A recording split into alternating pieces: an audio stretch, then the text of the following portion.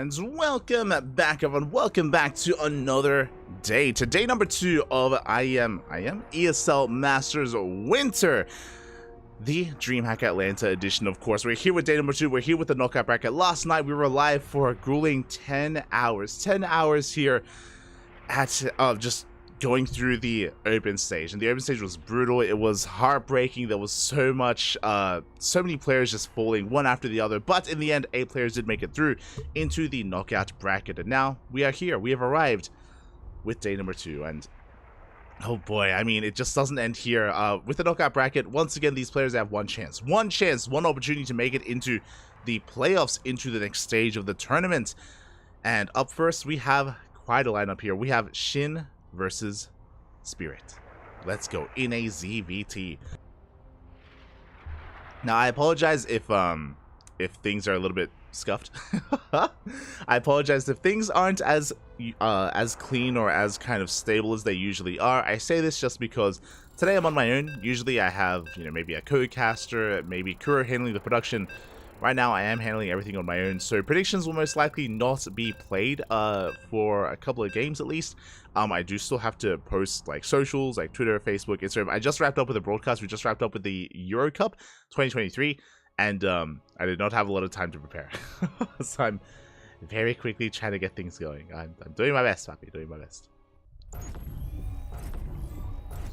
As we are loading into game number 1 and spawning in the bottom left-hand corner of Radisson Station, we have the red Polish Terran player representing his new team, Na'Vi. It is Spirit. And spawning in the top right-hand corner, we have his opponent. We have the blue Zerg player representing Mystery Gaming. Oh, going for a 15-15. It is Shin. Shin, aka Ragnarok. For those who maybe are unaware, with our player here, Ragnarok did have a name change quite some time ago, and alas, now we're here with Shin, as Shin is a part of his real name, his IRL name. Knockout bracket, there it is. Okay, sorry, I'm just posting. So I'm just posting that we're going live to Instagram and Facebook, and I still have to do the same to Twitter as well. Again, unfortunately, I did test fate by having a broadcast just before this, and again, it's back to back. Very little time to get things going. I do apologize. But for the time being, we're just getting into openers. Again, Shin going for a 15-15. For those that are curious as to the purpose of this, basically this is a very greedy way to play. Shin with a faster pull, with a delayed gas. He's going to be droning as hard as he can. He's going to be defending against the first Reaper with purely queens. Basically, instead of making lanes, he's going to be defending with he's going to be droning, spending that lava on drones, and just defending with pure queen instead. It's a way to cut corners. Also, because we delay our gas geysers, this usually leads into roaches later on, just because we skip link speed entirely, go straight into roach play. Doesn't have to be the case, but that's usually where this does lead us. So that is going to be a big possibility here for Shin, as we do see Spirit going for a CC first, into a Rax, into a third base as well. We're loading into Radisson Station. I apologize for glossing over it. Again, I'm like trying to post on Twitter and all this stuff, but this is a wild map. This is the map where you can cut as many corners as possible, and we are going for a third hatch before gas. Likewise, Spirit going 3cc before factory. This is a race to greed. This is Radisson Station. This map is, for those who are maybe unaware, this is a very macro oriented map. You have pocket bases, you have very defendable natural 2, 3, 4 base setups here. It is very defendable. It is very difficult to be overly aggressive here on this map in Radisson Station. So basically, most games on this map are a race to greed. There are some kind of variations where there are some players that try to punish the greed and try to go for all-ins instead, and try to hide the all-in and try to catch their opponent off guard. But for the most part, mass greed is kind of what we're getting. For the most part. So I'm just making sure that we're on Team Liquid and all that good stuff. We are on TL. Getting into this. But for now, behind this, we're getting into a 3-axe follow-up here. So again, Spirit going for a very economic opener. Likewise, Shin going for a very greedy play himself. Again, because we're still going gasless, we're just now taking our first gas geyser. This should be leading into roach play from Shin, but we shall see. We'll see if that's going to be the case. Sorry, I'm just trying to... So I'm just trying to post over on Twitter as well. And as we kind of ease into our green. We ease into all of it, happy people.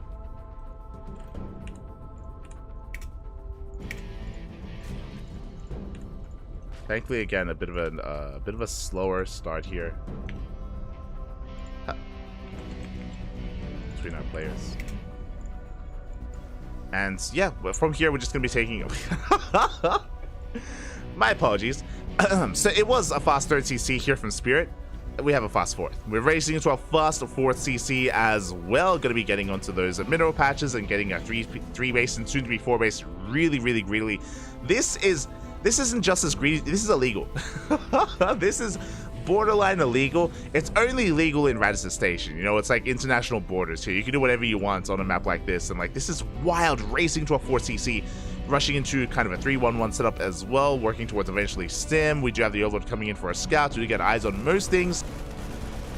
Shin unfortunately doesn't know the timing of that 3rd base, is maybe thinking that this is the real 3rd, so Shin doesn't realize how greedy Spirit and how many corners Spirit is cutting. As it's getting into his setup here. Lair on the way, there's Link Speed, there's a Bathing in the Swing. We're not going into roaches, we're just racing into every kind of form of tech as we can. And yeah, we're just, you know, no rush, 10 minutes in a way. That's kind of what we're working with, kind of.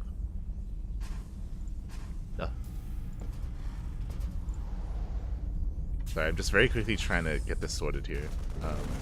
Getting into this. Gotta be able to get that link going and knock out brackets. Can we post? Can we post? As yeah, so this is going to be really interesting and dynamic. Essentially, the reason why I say this is because who is going to come out better. I do think it's going to be Spirit. I do think the Spirit has kind of a better outcome here just because of his fast. Like, look at this. He basically double expanded. Got his 3rd and his 4th base at the same time. This is crazy. And sure, Shin was also cutting corners, but he's still on a lower working count compared to Spirit. The economy here from Spirit is booming and is greater than Shin. So when it comes to the Battle of the Greed, I do think the Spirit has come out on top, but we'll see if Shin can punish him. Nah, there's no punishing this, mate, as the Marines are in position. Bunkers are finishing up as well. These Lings, this was a big investment. All these Lings should have been drones. We should have been able to drone up to 80 at this point, but Shin was playing it safely, made a massive... Oh, that's a lot of creep. Jeez, oh my god. That's a lot of creep. But he was playing it safe, so he made Lings just to be able to defend against a 2-on-1 or a drop play. Any kind of drop play that was coming ahead upon him, but alas, Spirits was just building himself back at home, and that means that Shin is going to be a little bit late when it comes to droning up to 80. He is now saturating his 5th base. I'm sorry, his 4th base, soon to be his 5th as well. But again, this is kind of late saturation as Shin is getting into Ling, Bane, Hydra. Meanwhile, Spirit now is being active. Now we can push out. We got a triple drop here on the left-hand side. At the same time, Spirit working towards 1-1. 1-1 about to finish up in time for this triple drop. Likewise, we see the racks is being set up as well. You know, we've got the armory done, ready for 2-2. And still heavily reliant here on Bioplay, getting into Wintermine. So, Biomine essentially from Spirit. Shin just trying to get into mass Ling Bane. And I posted. Let's go. So I was just able to post the tweet. I'll post on Discord after. I guess after the series? Question mark. We'll figure it out. As we have a triple drop here towards the north, we have a singular drop here towards the right-hand side, towards the south, heading towards the bases here of our opponent. Heading towards the bases of Shin. We'll see if we can keep up. Triple drop into the pocket base here. Shin. Oh, this base not quite done yet. Can we force a cancel? Lings A do engage in the mine. Forcing a bit of friendly fire, but overall good positioning here from Spirit. He does evacuate in time. Takes 1 bathing to the face. Gets 2 drone kills. Not the best trade here for Spirit, but he does evacuate with most of his army. Meanwhile, he's still got that double drop towards the right-hand side. Again, the drop play has commenced. We'll see if Shin can keep up. He does have anti-air in the form of those Hydras. The Hydras are just now coming out.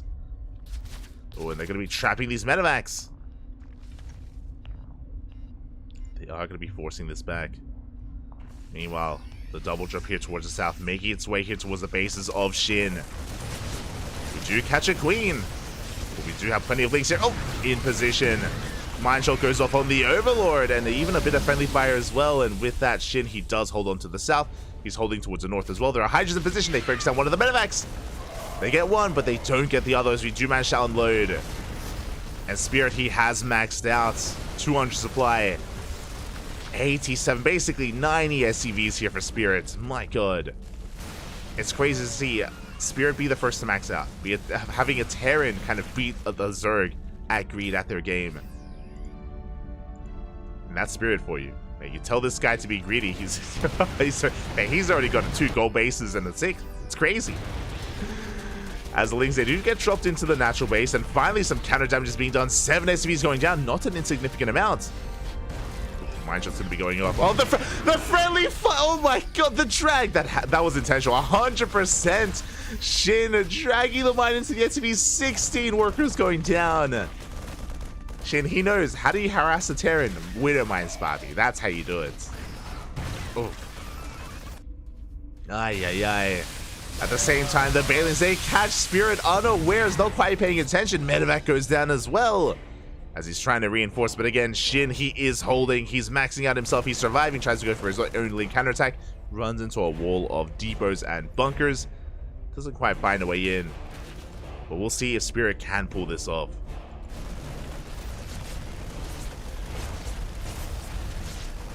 He is going to be pushing on forward. Medevac goes down. We do see the main army pushing forward. We do get a kill on the base. We snipe that hatchery. Lurkers are out. Do we have our hive? We do. We do have a hive by this point. We're working towards hive upgrades as well. Unfortunately, Shin not able to save this base. He's still mining efficiently from what he has, but this base has to get back up and running. Gold base soon to be taken. Widowmine is going to be delaying that. Oh, and Spirit doubling down, going for a quadruple drop here on the right-hand side. Still trying to be very aggressive, trying to pull apart his opponent. Now, this will all change now that Lurkers have arrived. With the arrival of these Lurkers, it's going to be that much more difficult to break these kind of fringe bases. Especially without siege units, without things like tanks or Liberators. Liberators are on the way. That will help, definitely, don't get me wrong. But we're still getting there. Meanwhile, Shin's upgrades are a little bit lackluster. Still working on +2. Ooh, does get a full medevac. Big pickup. As Spirit does pull back. At the same time, again, Spirit has been able to maintain himself. He's working on 3-3, making 6 Liberators at a time. And that's the next big power spike. That's the big power spike for Spirit when he gets his Liberators up and running. So far, the drop play hasn't been amazing. He did kill a hatchery, don't get me wrong. You know, killing the hatchery was good. But ideally, he was looking to kill more workers. He was looking to get a little bit more done.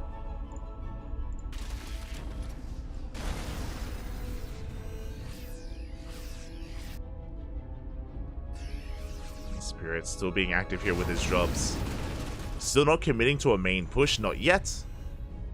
Again, that's the downside of Raz Station. For those wondering why Spirit doesn't try to go through like a center attack, just like a parade push across the map, is because of how open it is. It's a very open map here in the center. Oh my god, so you borrow everything? I think that was a bit of a mistake.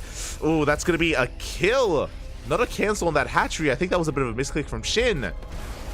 He borrowed his links instead of canceling his base. Ay, ay, ay. So a little bit brutal there for Shin. Workers are in position. But again, yeah, this center area is just so wide open. You're so vulnerable to being surrounded. So that's why Spirit is focusing a lot more on drop play. Tries to drop here on the right hand side. He gets 6 workers, but alas, the Lurkers... 6 workers, but the Lurkers will clean this up. Meanwhile, you have some Nidus is being thrown down. The Libs, they go ahead, they take down the Overseers, but the Nidus in the natural is going to finish. And we'll finish up in time. Do we unload? We get a couple of Lunkers, but we have detection. The Ghost, they will manage to escape, and we should be able to get some snipes off. We should be able to, as a drop does clean up here towards the north. Liberator as well. Spirit losing a little bit too much too quickly. Uh-oh. Yeah, in the matter of moments here, in like a couple of minutes, we saw 69 Marines go down, a bunch of Liberators, Medevacs as well. Shin, he's been able to not just keep up with the drop play, but shut it down. And Spirit, as a result, has been burning through his bank. Now he's working on other bases here. This drop play clearly hasn't been working, but now that we have Liberators, we can actually like start to cement ourselves as we push out. Meanwhile, Shin, he gets eyes on this base. He wants to deny it. For the first time here, the main army of Shin is able to be active on the map. Here comes the freedom! Liberation zones have arrived. The freedom is here. Shin has to back off. Does have to back up, has to respect it. And a lot of freedom zones have been positioned. Meanwhile, we already have the Spire, Corruptor production underway, Ultra Cavern as well. So Shin is just getting into every form of tech. You know, Lurkers, Broodlords, Ultras. Should have access to all of it. Joining up his gold. Taking his gold even. But Spirit just established another base. So economically and bank-wise, like, he's still keeping up. We have more CCs on the way, sensor towers, missile turrets. Mentioned before that Spirit can't really move out onto the map right now. He's just hyper-fixated on harassing and building himself up, refining his army and walling off. A line of planetaries, a line of turrets. That's basically what's on the horizon here. If you're familiar with Spirit, he is more than happy to just turtle up and just like pitch his tent, set up camp. That's what he's good at. That's what he does. And who he be? More CCs, 7 CCs on the way, turrets, Ghost Academy as well. I'm a little bit surprised that we didn't already have the Ghost Academy. Okay, we already have it, yeah. We're getting a second Ghost Academy, most likely for multiple nukes. Get up to nuke production. Eventually, this should be transitioning into mech. We have ship weapons and vehicle weapons on the way. This should be transitioning into Ghost Mech, essentially. Thors, tanks, Ghosts, Liberators, Hellbats. Like, the most efficient army here for Terran. And Shin is still stuck with a more mobile force. He's basically been waiting to receive. And he has been doing so. He's been swallowing up all these drops. But the drop play has ended. And now Shin is stuck with this army that doesn't really scale too well into late game. It's okay when it comes to picking off bases, like maneuvering between locations and sniping CCs. The problem is that because we're on Radisson Station, these 3 bases are safe and secure. Like, there's no pushing into this. Which means Spirit can focus all of his attention here towards the north. On another larger map like Hecate or Alcyone, the Terran player is split a little bit more. They're split between their bases. Here, not so much. Because of the nature of Radisson Station, Spirit, he can focus all of his attention here towards the north, and again, like, he's fine. CC is gonna go down, but we just threw down 7 bases. Like, we're we're fine, Batu. We're fine. Should be able to get another base up and running. Shin is gonna be forced back. There it is, CC soon to be taken. Massive mule hammer as well here in the middle. Oh my god, how many mules is that? Jesus, like what, 12 mules plus? Oh no, come back. Come back. As we do see again, Shin just trying to be active here in the center of the map. Picking up any kind of drop play or Liberators that ever do leave. And we're in for a long one. We're in for a grueling best of 5, or game 1 at least. Again, this is going to be as macro heavy as we get on Radisson Station. Ling Bang going to be rolling on forward. The Corruptors dive in as well. We do manage to get some of these libs. The Ghosts are pulling back. They're pulling back to the safety of these tanks. The Ling Bang, they will not connect. But they will take down this mineral line, and that is going to be, oh my god, all those mules that we just saw, they all go down. Not too many SCVs. It was mainly mule focused. Now, was this worth it is the question. Looking at the trades here. The Vipers went down, the Ling Bane as well. What did we kill? 5 libs, 1 tank, 1 ghost. That was the trade for Shin. I would say a much more efficient fight for Spirit overall, but he does have to replace those Liberators. Meanwhile, here come the nukes. Nukes are soon to be on the way. A couple of ghosts being sent out. Liberators going to be laying siege on these bases. Shin, he has his entire half of the map. Goal base still up in the air as to who's going to be able to take it. This is very, very important here that Spirit is able to deny mining for as long as he can at this southern base. Same with this northern base. These center bases, they cannot be left untouched. Regardless of whether the Terran or the Zerg takes these center bases, we need to contest them. We need to fight for them.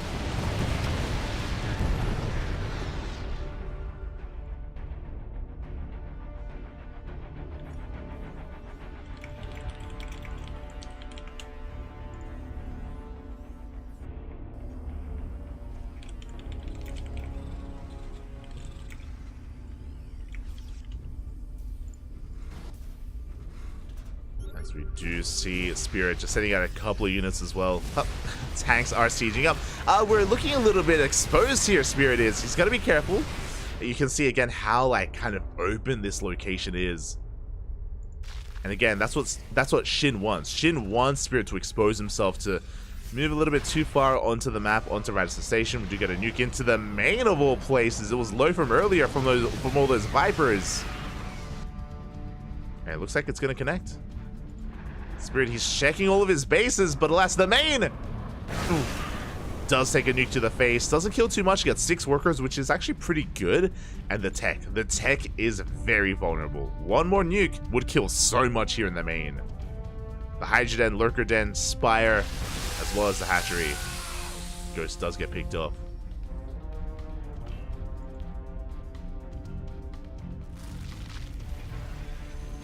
Meanwhile, we can see Spirit. He wants to take his own center base. No mining whatsoever here towards the south, except for the gas geyser, which is pretty important. CC, a little bit too over eager. We do get a zoning nuke in the center. Okay. Just forcing Shin to panic. You can see him just like quickly fan and go between all of his bases. Looking for the nuke. Yeah, even going back into the main, he's in his head.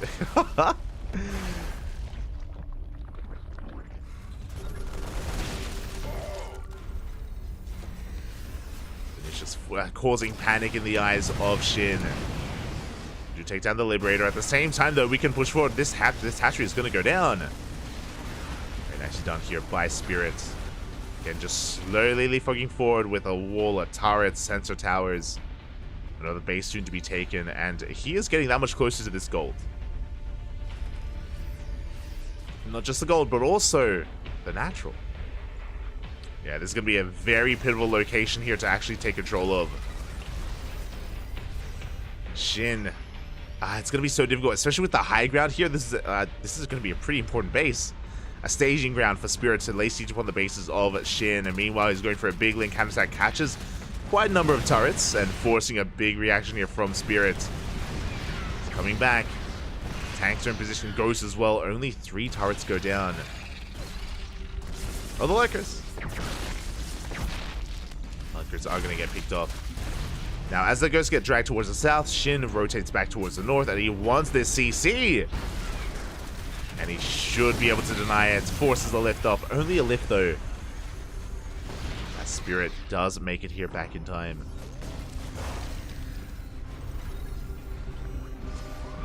Broodlords are on the way. Nuke is going to be thrown out. We dive on top of the Ghost. Oh my god.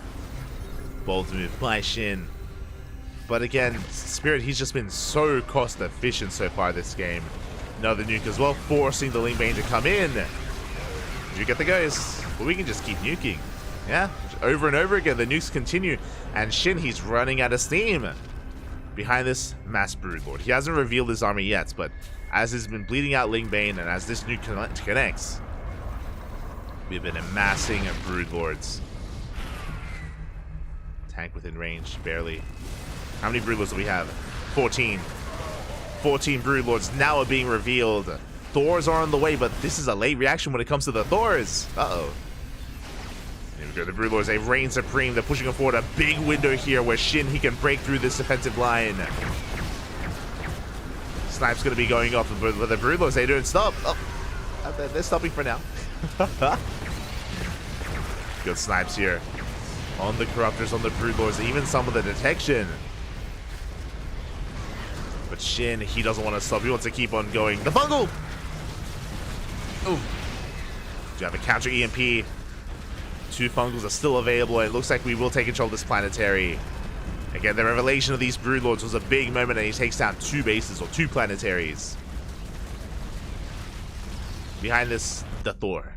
The Thor is here. But the Thor is late.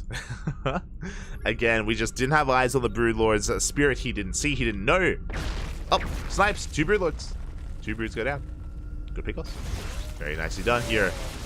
Show up towards the south. We get on top of the Lurkers. Both Lurkers are going to be going down, and we can go straight for the Mineral Lion.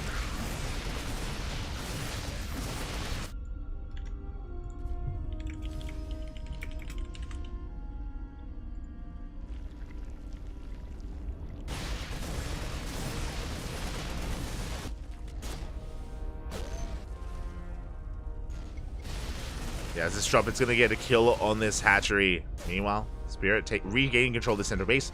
Now, because of what's just been happening here, because Spirit is taking 2 of these center bases, Shin is hurting. Shin, he is even in bases, which is never something you want to see. The Zerg player needs to be up a base against the Terran, and he's in some trouble. Nuke will not connect. We do. Oh! The Ghost survives. Nuke is going to go off. Not quite connecting, though. We cancel it even towards the end. Very nicely done by Spirit. Let's cancel the nuke. I mean, I guess technically Shin is up a base because of the gold, but the gold is running out. The gold is running out of money, and Spirit has been more efficient. Oh, the SCVs, they get here too soon. The base goes down. 8 SCVs as well. Now, we've had quite some time here for Spirit to recover and to refine his army. He's got 6 Thors. 6 Thors plus 3 ship weapons on the way. Libs are sieging up. We're going for the Vipers. We got the Yoinks. We got 1 Thor. We got 1 Lib as well. And Spirit, he's getting caught out. Massive fungal. And we yoink the Thors. With every Thor going down, that means that these Broodlords are that much more effective. How many Broods do we have? 15. We take down, we get a kill on another CC. At the same time, though, we're going for a drop here on the right-hand side, and we are getting damage done. Link's going to try and rotate back home. Can we kill this base in time? It's going to be close. The Spine Crawler. We go for another stim, and it looks like we will snipe the hatchery. Shin losing 2 bases here to the drop play of Spirit. To 1 drop, really. But the main army is what's important. So even though Shin doesn't have as large of a bank, you can see here he doesn't really have a lot of gas to work with. This is what's really concerning to me, is whether or not the lack of bank of Shin is going to kill him in the end. But his main army is still powerful. What do we have? 15 Broodlords, 6 Infestors, 4 Vipers. Like, the spellcasters here have so much potential. At the same time, if Spirit takes a good fight, Shin is going to have a hard time remaxing. Shin is going to have a very hard time rebuilding his army. So this is still on a knife's edge, where Shin could, or where basically it comes down to the fight. Do you have a bit of a scan here? Just making sure that the gold base is in the control of the Terran. Could be the next base of choice here for Spirit. And yep, there we go. CC is soon to be landed. Looks like Spirit, he's given up on taking this northern base. He's taking the center base instead. The center gold. Now, even though Shin is taking this as a hatchery, he's been hurting. Like, his base count has been low. That's why his bank has been low as well. So Shin, he can soon recover here. Again, it looks like Spirit is just giving up on this, so Shin, he gets a free mining base. He's double expanding. It's still anyone's game. Yeah, the problem here with this gold is right next to it, we have this point of elevation. We have the high ground. Ragnarok, he knows he can make use of it. Rock's going to be knocked down. Going to be threatening a push here on this army. Lives are pushing forward. The Hellbat run by, let's go. 9 drones go down. Nuke here in the center. They have to clear up some of this creep. Lings come back home to defend, but alas, the Hellbats, they clear them up. Kill the main links. Finally, the Hellbats are going to be dealt with. Nuke does connect. Does land. Clears up half of the tumors. Still plenty of tumors remaining. Additional Thors are in production. I personally wouldn't be opposed to Vikings as well to support. Just because they can help against the Vipers, the Corruptors, the Broodlords, really all things Zerg at the moment. Nuke's going to be going off. Oh my. Nuke's Snipe's going to be going off. Nuke does zone away the army. That's a lot of snipes. Oh my god. Jesus, we had 15. And we just lost 8. Half of the Broodlords just got sniped out of the sky. 10 more Broodlords on the way to rebuild, to remax. But again, Shin, he's burning through his bank down to 200 gas. These are some brutal trades. And really, all Spirit has to do is just keep doing that. Just keep catching waves of Broodlords. And Shin just cannot afford it. Does he have Neural? He does. Goes for the Fungal and the Blinding Cloud combo. Not the best use of Banelings, but we will clean up these Thors. Big overextension from Spirit, losing every single Thor. Is that 4 Thors? 7. Jeez. 7 Thors for a massive amount of Ling Bane. But again, Spirit has a bank. He can afford losing those Thors. His opponent can't really afford losing all those Banelings. Nuke's going to be connecting. Spirit taking the southern base soon. Soon going to be taking that southern base. Once he clears up that spotting drone. Broodlords are coming in. They're trying to catch these ghosts. And again, without Thors, these ghosts are looking exposed. Looking very exposed here. Liberator's trying to zone away some of these infestors. We go for this. We go for the neural. We're trying to kill the libs. Yeah, the planetary is going to go down as well. Just too much DPS from the Broodlords. We take down the planetary. We take down the southern base as well. Oof, Nuke does get so much damage done here on those overseers. 24 Broodlords for Shin. Again, we're still rebuilding all those Thors. Without them, we can't hold on. We're being forced further and further back. Fresh mining mules as well, unable to really mine. And here we go, Shin, he's sending it. It's all or nothing for Shin. Both players burning through their mineral banks. Snipe's going to be going off with the ghosts. The ghosts are exposed. So many ghosts go down. 11 ghosts left to the 16 Broodlords. And Shin is not stopping. He knows he has momentum. He can keep on pushing. Good target firing here from Spirit. But he just can't get his snipes off. And he needs some kind of buffer in front of those ghosts. As the reinforcing Thors have arrived. Both players hurting so badly. You can see both players burning through all of their minerals. Now the mules, they're about to expire. This one drone has been here for so long. It's been here for like 5 minutes. Send a unit over, pap. Here go the brutes. Okay, this time the Thors are in position. How good is the target firing? How good are the snipes? A lot of Broodlords are going down, and it looks like, do we have enough to snipe them? We do. Every Broodlord falls. Big overextension. We had Broods. Where were the infestors? Where were the infestors? Where were the Vipers? Where was the support? As Shin, massive loss there. And now Spirit can keep pushing, and that may have just been game. That may have just been it. 0 Broodlords left. Again, against Thor Ghost Broodlords, they cannot fight that on their own, as we just saw. Every single Broodlord just went down, and that was devastating. That's something that we cannot afford to remake. And now we're getting to Ling Hydra. Oh boy. A Ling Hydra is not a bad composition. It can work against Thor Ghost, definitely. It can, not saying it will. We have a couple of infestors. Okay, we get some good neurals. We can get some good neurals going on. There we go. We do neural the Thors. Both of them. 3 of them, actually. The Thors. They belong to the Zerg. And we're going to be able to force back the army. Focus down these Thors as well. Oh, just barely. Every Thor goes down. The mineral line as well. But Spirit, he's not done. He still has more of an army where that came from. Snipes through the infestors. Can he get the last infestors? Does he have a scan? Oh, doesn't quite have enough to chase. The Lings, they come in for a surround as well into Hellbats, though. We save the ghost, the hot pickup, the control.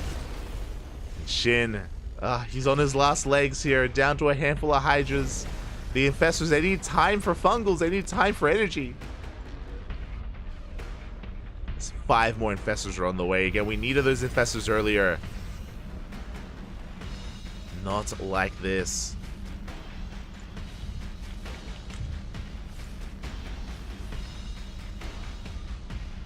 Spirit, he's not done. There are some spine crawlers here in position, but it looks like we should be able to bypass it. Should be able to get into the mineral line. Drones are getting roasted. I was going to say wasted. Roasted. And this is what's important. 2 fresh mining bases. The gold, as well as the southern base, now under control of Spirit. Meanwhile, Shin barely has an economy. He has 1 mining base. He's out of the gold. Nothing left in the gold. He's got 1 patch here. This northern base, this is where the money is at, and this is where the nuke is also looking to connect. Shin, does he know? Okay, he does pull back. Does pull back in time. Nuke goes off, takes down a spine crawler, and we can keep pushing, by the way. Meanwhile, here comes the Hydra Lurker. A couple of Lurkers are morphed in. Oh, they're still losing a lot here. Thankfully, there's no planetary. The CC's going to go down. That's a lot of infestors. That's a lot of fungals and neurals. Shin gaining ground.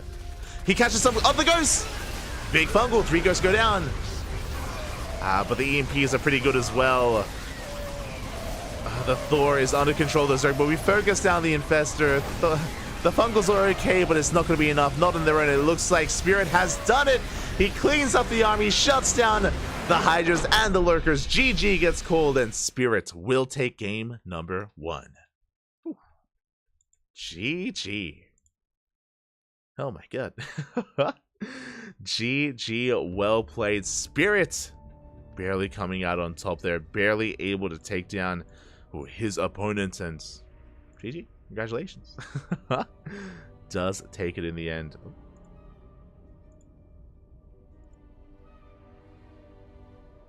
Does take it in the end, and with that, he takes a lead in this best of 5. As a reminder, it's still a best of 5, but a solid game there out of Spirit. Both players, they raced into their greed. We saw there were a couple of good moments for Shin. There were a couple of good moments, right, where when he first revealed his Broodlords, that was his moment where he was able to shut down bases, able to take his own, able to regain control of his economy. That was a good start, but outside of that, he did overextend a little bit too much there, losing his spellcasters, and without his spellcasters, again, he just did not have enough to support himself, to support his Broodlord army, and once he lost it, could not replace it. Could not replace it in the end. Likewise, there was also the moment when he was able to catch those 7 Thors as well from Spirit. Like, yeah, again, it was very back and forth, very close, but GG, in the end, Spirit will be our victor here in game 1. But again, that was merely game 1, and still 5 more games ahead of us. I might quickly take this moment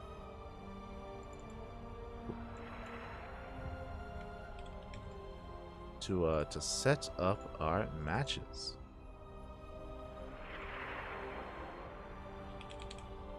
We go Shin versus Spirit. Spirit currently up 1-0. Oh my god. That was quite a game 1, and we got plenty more games ahead of us. Let's go. Let us go. Just catching up in the chat.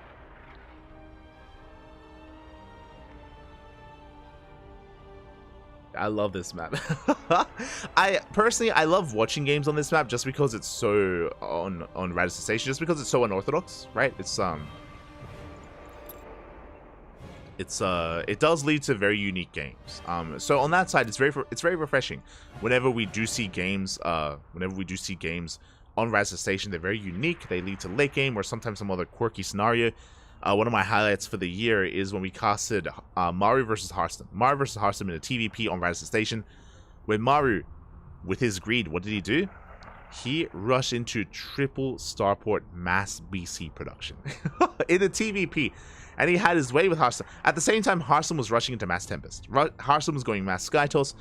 Maru rushing into Mass BC. And when I say rushing, it's all like he, got like a biotank army first, and he was skirmishing. No. It was literally just turtle up at home, just take bases, make BC. And Maru was able to snowball out of control. That was a beautiful moment in WTL here for the CranKy Ducklings. And yeah, it's always a lot of fun. Always is a lot of fun.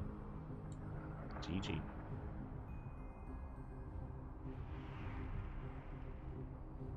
But yeah, with that, basically everything did turn in favor. Things were looking close, but things took a turn in favor of Spirit when he caught all those Broodlords. When all the Broodlords were caught out on the map here, the Broodlord against Thor Ghost, not something you ever want to be seeing from the side of the Zerg player. And yeah, that was just something that Shin could not afford. GG was called after a little bit.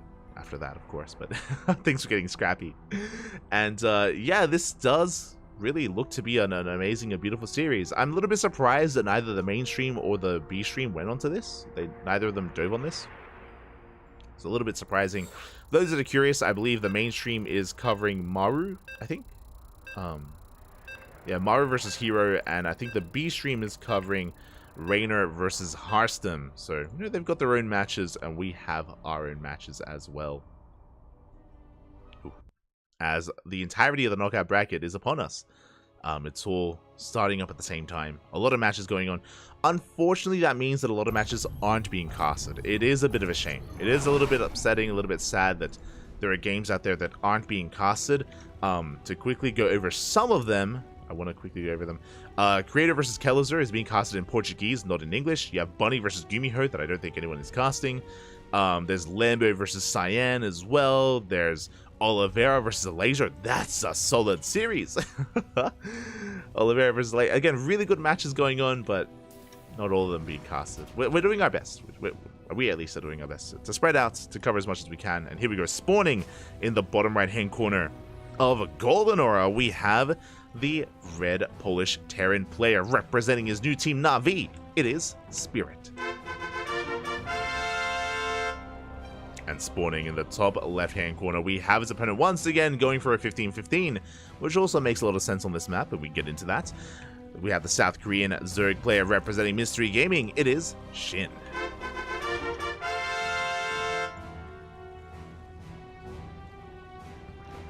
Here we go. So, we spoke about it before. 15-15, very greedy opener here from the Zerg player. You're defending with only queens, you're cutting lings, you're getting delayed gases. Now, the reason why you do it on Radisson Station is because of how large and defendable it is. Similarly, here on Golden Aura, it's a smaller map. Yes, does have a shorter rush distance, true, but your 3-base setup is very consolidated. Your natural and your third base are very close together. Very narrow choke points here leading into the third and leading into the natural, and even from the 4th base location as well.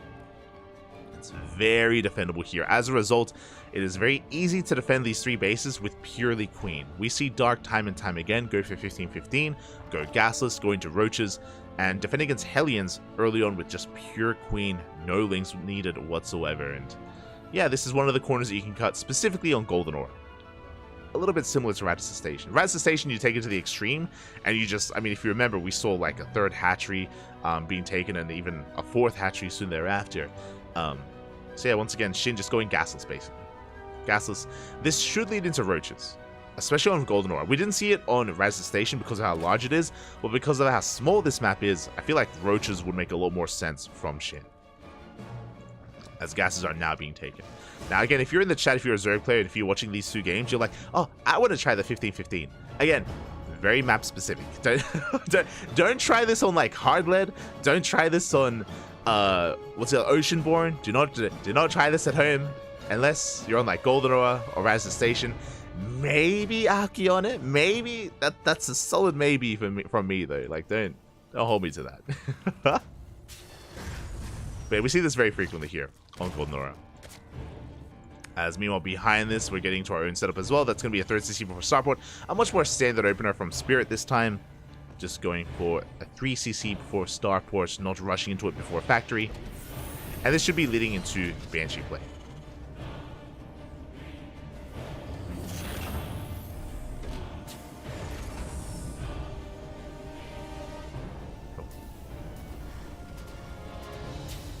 Hear Me versus Showtime also wasn't being casted. Oh my, I was hoping, that's crazy. I was hoping that, because shout out to Cosmos, he's there for his boy. He's covering Kellezer. I was hoping that Take TV would do the same. I was hoping that Take TV would cover the German boys, Showtime and Hear Me and duke it out. Similar to Cosmos. Again, much love to Fala Galera. Good friends with Cosmos, good friends. Yeah, got a lot of love for him. He's a great caster. Great caster. I was hoping Take would do the same, but I think they're probably following the mainstream on their end. Meanwhile, Reaper going to be dancing and dipping in between these bases. So far against Shin, he's just rotating with queens. Remember, no links. We are investing into link speed though. Okay, so we're not going roaches. We are going Ling Bane. Bear that in mind. A wave of lings are on the way. Behind this, it is going to be Banshee play. The Overlord does confirm this, does also confirm Stim on the way on that rack, so he's aware of the bio production behind this. And Shin will soon be getting ready for those Cloaked Banshees. Spore Crawlers aren't being thrown down yet, but they should be thrown down in the next couple of moments.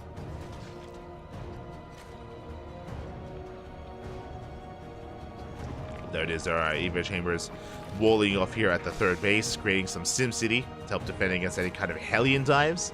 There it is, Spore Crawlers now in production here in every single mineral line. Queens are being brought forward. And Spirit, his goal here to try to pull apart his opponent. He's got Hellions getting ready to dive into a base. He's got Banshees on the left-hand side, and the Reaper diving into the main. Bit of a tri-pronged attack here. Attack from Spirit so far. The Reaper is going to be forced back. Likewise, Banshee doesn't find any damage. Hellions, they find creep. So, pretty good defense by Shin. Very nicely done.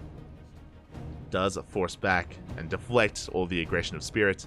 And behind this Spirit, he's just getting into his third.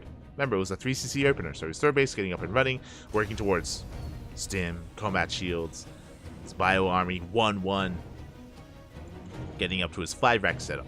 Now, on Golden Aura, because of the short rush distance by ground, I'm not opposed to more aggressive styles. I know that we saw some Hyper Greed and Hyper Macro out of Spirit in the last game, but Spirit has been known to be overly aggressive at times. I highly recommend checking out the many series that we cast between Spirit and Laser. Now, it could just be mind games, or just like metagaming because they face off so often. But Spirit, like, we've seen him go for all-ins. We've seen him be hyper-aggressive against at least a Laser, and he looks damn good doing it. So I don't want to pull that off the table. I want to believe that that's also on the table, or like a possibility here for what Spirit can do against Shin. I'm alluding to A-Rax here, for those wondering. I'm alluding to an A-Rax. Now, the signs of an A-Rax, other than A-Raxes, is if we don't take our gases here at the third base, which means we wouldn't have a second factory, which means we wouldn't have a fourth CC. As I say that, gases are being taken. Spirit is going to be making workers up to 64, but he's cutting. Oh, he's supply blocked. Okay, I was like, he's not making any more SCVs. He's supply blocked. I understand. Never mind. Because we're going to be saturating the space a little bit further here. Again, Spirit only being active with his Banshees and Hellions. He's keeping everything back at home. Armory is now on the way. A little bit late, it looks like, because 1-1 is about to kick in. But 2-2 shouldn't be too far behind it. And we are cutting SCVs here at 66. I was keeping an eye on the worker count. We made 2 more SCVs after the supply block. Only 2 more. 66 is 3-base saturation. Spirit is going to be pushing. He's going to be hitting a strong timing here with 1-1. But okay, we're squeezing out a couple more workers. Getting up to 67. Meanwhile, as Spirit pushes out, Shin did have eyes from this Onaga. He's aware of what's happening. He's in position, getting ready to swallow up this army. He goes for the dive. And dives on top of the tanks. Tanks will be going down. And the Bailings, they will be able to crash into the Hellions and even the Marines. A big cleanup. Big cleanup there on Spirit. And Spirit is now in a bit of trouble. There it is. Now he throws down the 4CC. I don't think he was really intending on it just because of his lower worker count, but now we got the 4th on the way. There's the second factory. We are transitioning into a longer game. Only after the failed push, though. And because of that, this was never really on the forefront. It doesn't look like, at least. It was on the forefront of Spirit's mind, so it is delayed. This transition is delayed. As we can see, Spirit trying to be active here, but Shin is just knocking him down. And Shin, he's joined up to 84. Shin is already at like the ideal scenario here for his economy. 84 workers, Hive in production, 2-2 about to finish up here for eventually 3-3. Shin is in control. After shutting down that push, like, again, there was a lot riding on that push from Spirit, and just was lackluster in the end. Didn't do enough, and now Shin is in a commanding position. Now, not saying that Spirit can't come back from this. He can, with drop play, with pushes, with efficiency, with trades. You know, he does have a lot of potential with this army, as he's now going to be taking his 4th. There we go, 3 more Maxes on the way. Going for a Doom drop on the right-hand side. So this is a Hail Mary play here. I think Spirit recognizes that he's not in the best position, so just load up 4 medevacs and send it, Papi, and we'll see if he can make some magic happen here. There's potential if we get into the main somehow, or if we do hit this 4th base. There's a lot riding on the shoulders of these medevacs.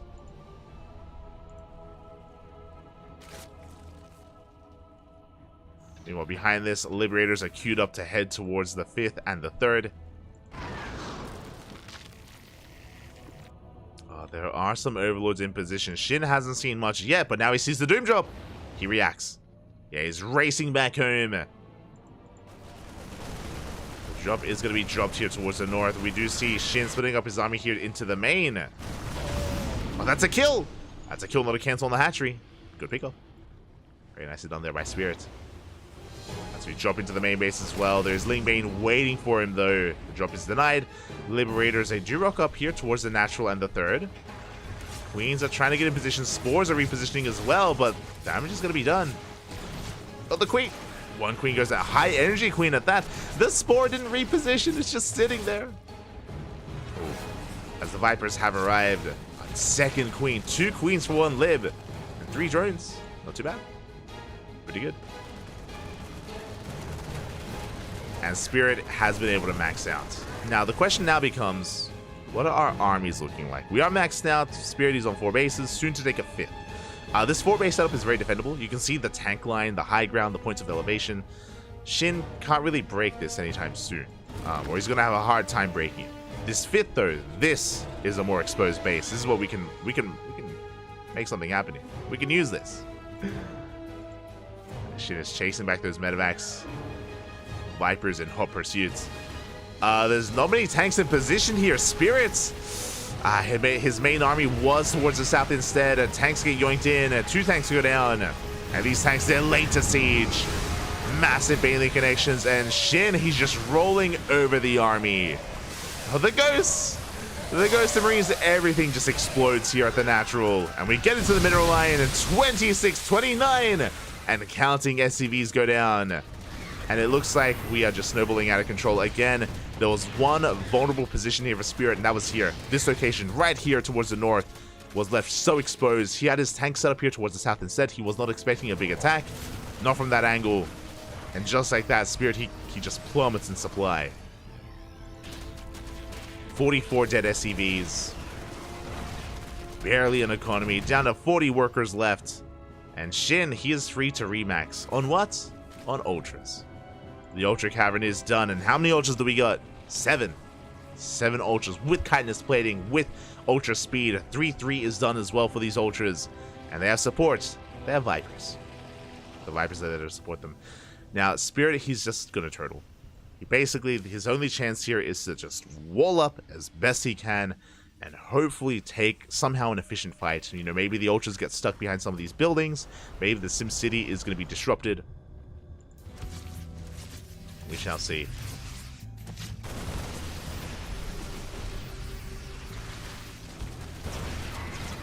Let's see, here we go. We dive on top of the Planetary. Planetary is going to be going down. At the same time, another army here towards the right-hand side. GG gets called. Spirit, in the blink of an eye, loses his 4th and his 5th. And Shin ties up the series 1-1. GG. We have a series. We're going back and forth. That's all I ever wanted. Let's go. We are going here to game number 3 now. It's a best of 5, so we're not at the ace match yet. You know, I don't want to get too ahead of myself, but that's kind of what I'm hoping for. I'm hoping that we can kind of go in that direction. That we can, of course, sink our teeth into a back and forth, into a game 3, game 4, game 5, all the way. We'll see. I want to, like, in my mind, Shin and Spirit are pretty comparable. They're pretty comparable in skill.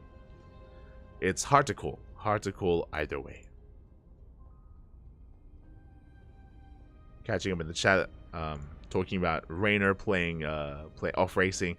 Yeah, from my understanding, Raynor, he usually off races to avoid ZVZs because he's not really fond of the ZVZ matchup. So yeah, we've casted him himself. Played Protoss before on this channel. We have casted him play Protoss. And it's okay.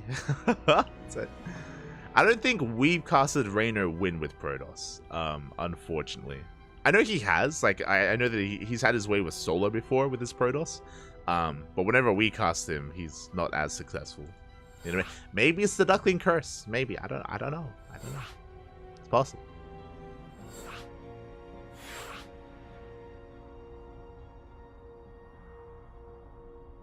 So we are just getting ready here for our next game. I'm just playing around. Yeah.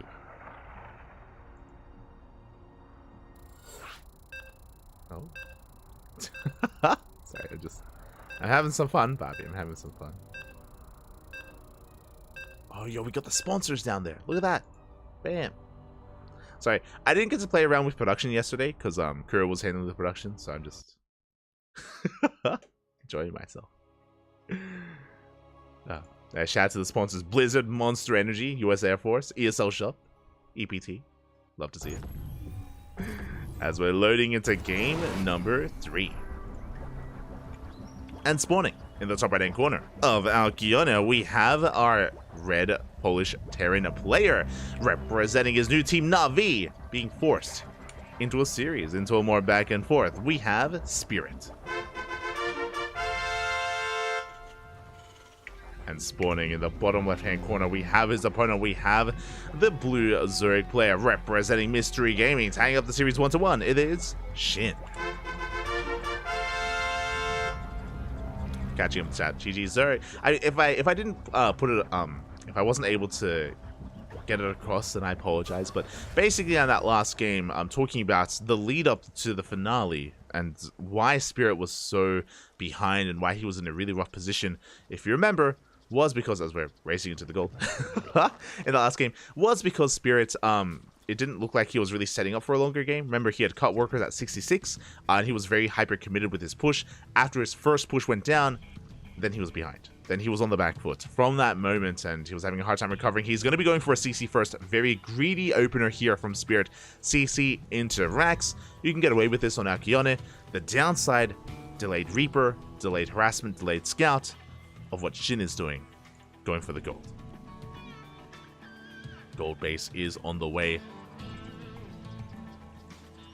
Aye, aye, aye. And we'll see if he can get into it. CJ, he's beaten Cyril with Protoss. Yeah, that's what I mean. You know, maybe it's the Duckling curse. I don't know. He can't perform in front of the Ducklings. Not with Protoss, at least. As Shin is going to be Maydotting over towards that gold base. Going to be saturating it as best he can. And again, because of Spirit's opener, there's no scout. There's no SCV scout, and there's a delayed Reaper because of the delayed racks. So Shin is going to be able to, enjoy this quite a lot. And there is still no Reaper. It's going to be a Marine follow-up. So again, very greedy here from Spirit. But this greed is being trumped by the greed of Shin. Oh, and we're going into a Roach Rush. Shin. So typically when you take this gold base, specifically in most matchups, if you rush into this gold, it's for an all-in.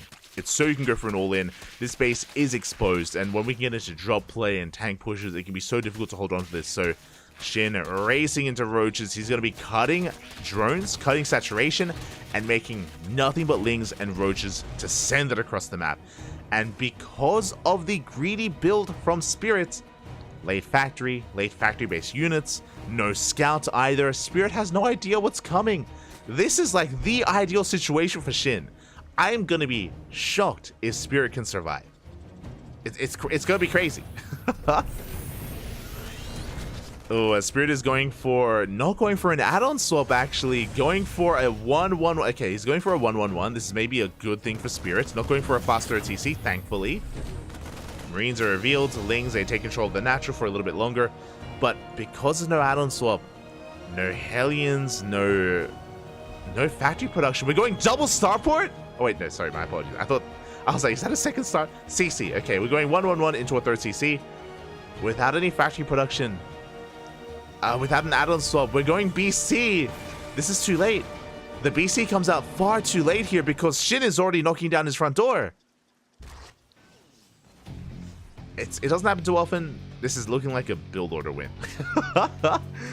This is looking like a build order win at this point. It's only Marine, only vanilla man with gun. The Lings, the Roaches, the Ravagers, they rock up here. Bunkers on the way, but it's not gonna finish. The Marines, they can't kite back. They get trapped by the Bile, and that's gonna be a death of everything here at the natural. There's 2 Marines left, and soon we will be able to bust into the main base as well. Boys are being pulled to try to repair. 1 Marine remaining. The Biles, they do connect on the depot. That's what matters most here. As they're focusing down more of these SCVs. The Bile, once again, do force to cancel the CC.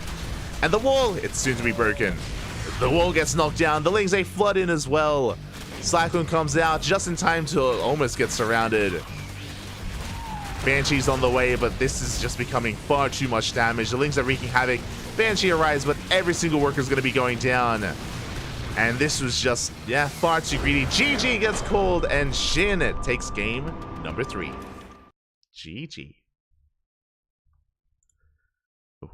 GG, well played. Again, just far too greedy here from Spirit. I say far too greedy. Really, the reality is that Spirit gambled. You know, Shin gambled, and so did Spirit. Spirit gambled in a way where he, no scouts, right? Zero scouting information, going for a greedy opener as well. CC first into a BC, CC first into a battle cruiser, means that, again, he just had so little to work with.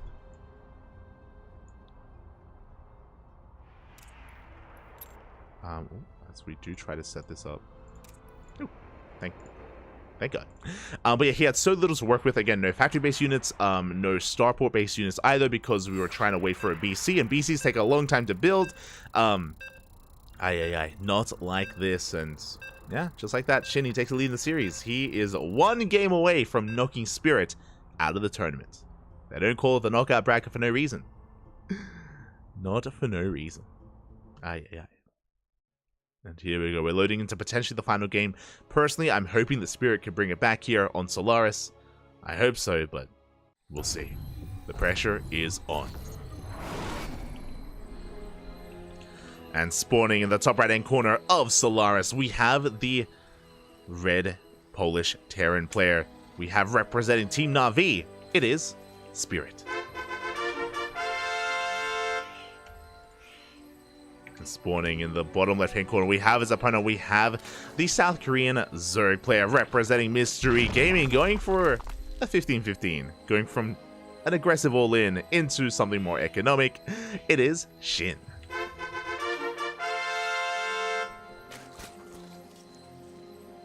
Here we go. So we've already spoken about this already this series as, oh, no, my apologies. Okay, it was a 15. It was a extractor trick. That is true, but we're droning and we made an overlord. Okay. Interesting variation here from Shin. Oh, that's why. I understand. So my apologies. It was a 15 hatch for an extractor, for a hatchery across the map. Going for the hatch block here.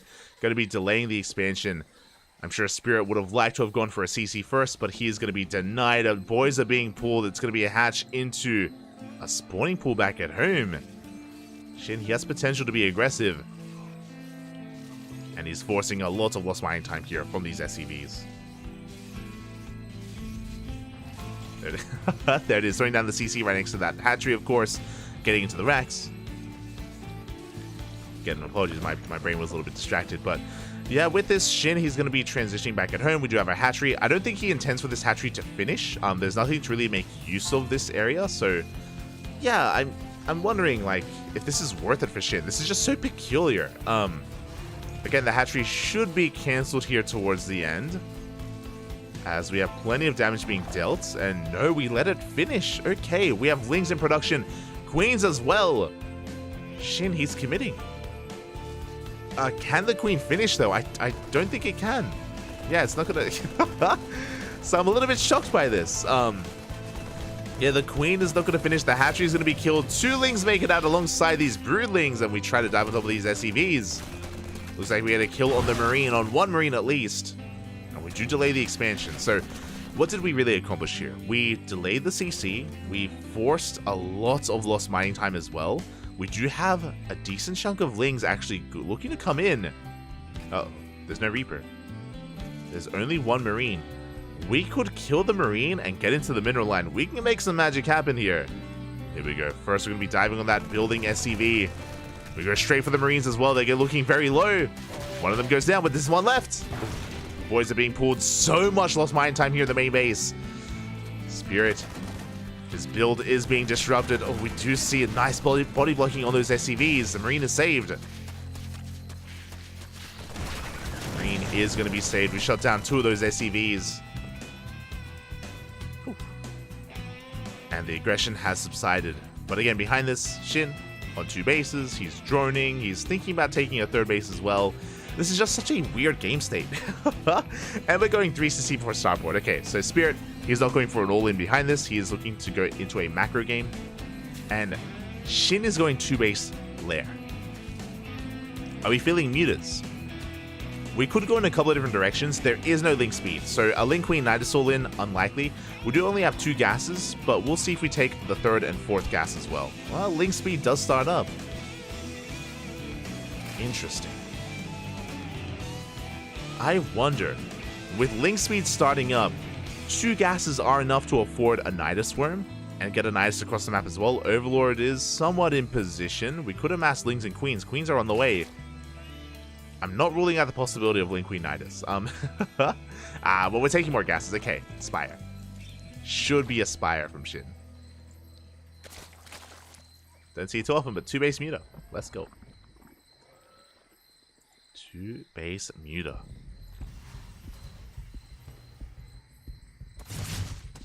Hellions, they do threaten a dive. There it is. A Spire is on the way. Spirit, he does check the triangular third. He sees nothing here. He's going to be checking the linear third base next to confirm. And once he sees no hatchery... we may have a little bit of latency here. Oh, okay. Never mind. Game paused. Looks like we have...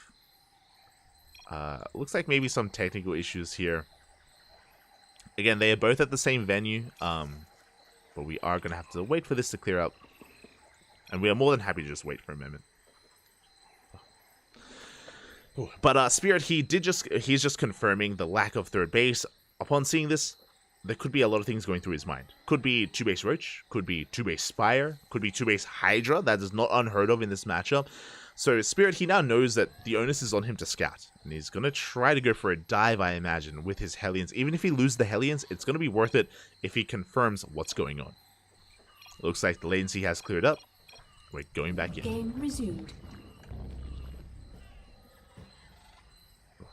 Is going to be going back in.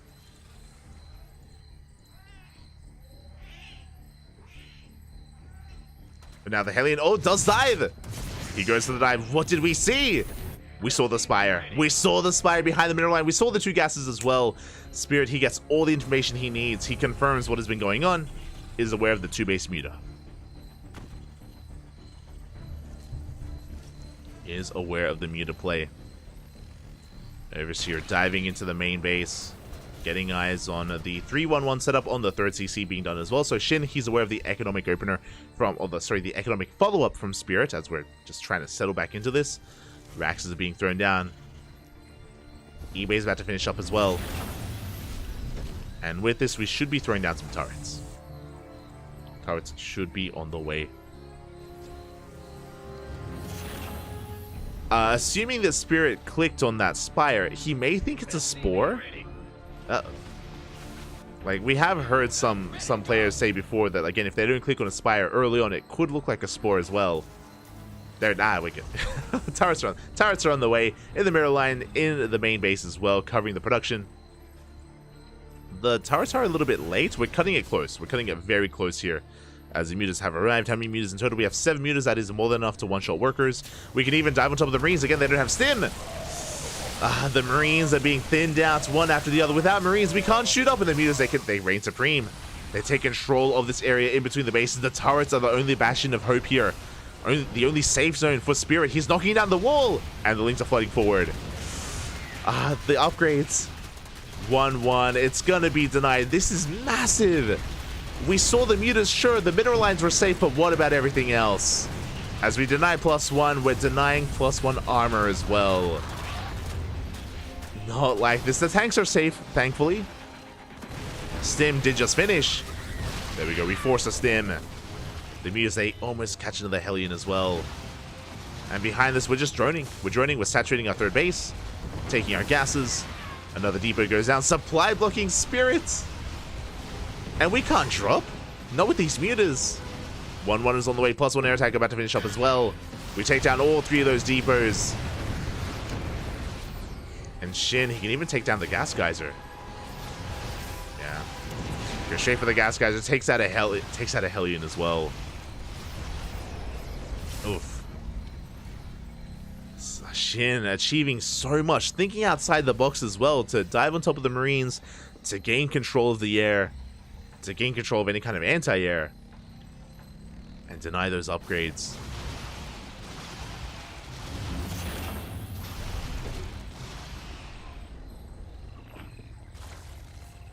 He's back at home. Shin, he's on 71 drones, and now he's amassing Ling Bane. Spirit is pretty all in. Spirit, he's pretty committed with this. He has to get damage done. The CC taking a lot of hits, but Spirit doesn't care. We're sending it. How many Marines? 29 Marines, 2 tanks, Stim, and a Dream. Let's go. The Mutas from behind. They forced out a Stim.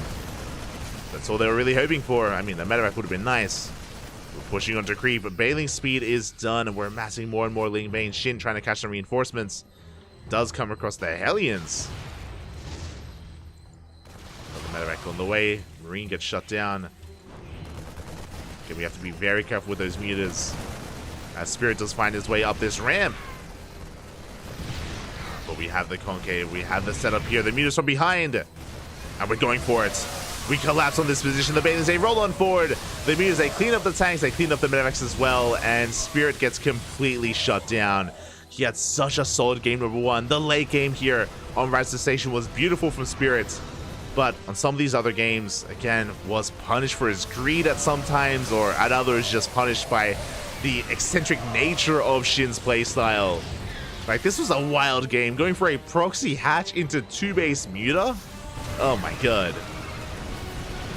And there's no tanks left. The medevacs go down. The Baileys roll in. GG gets called. And Shin will take the series 3-1, advancing on to the next round. GG.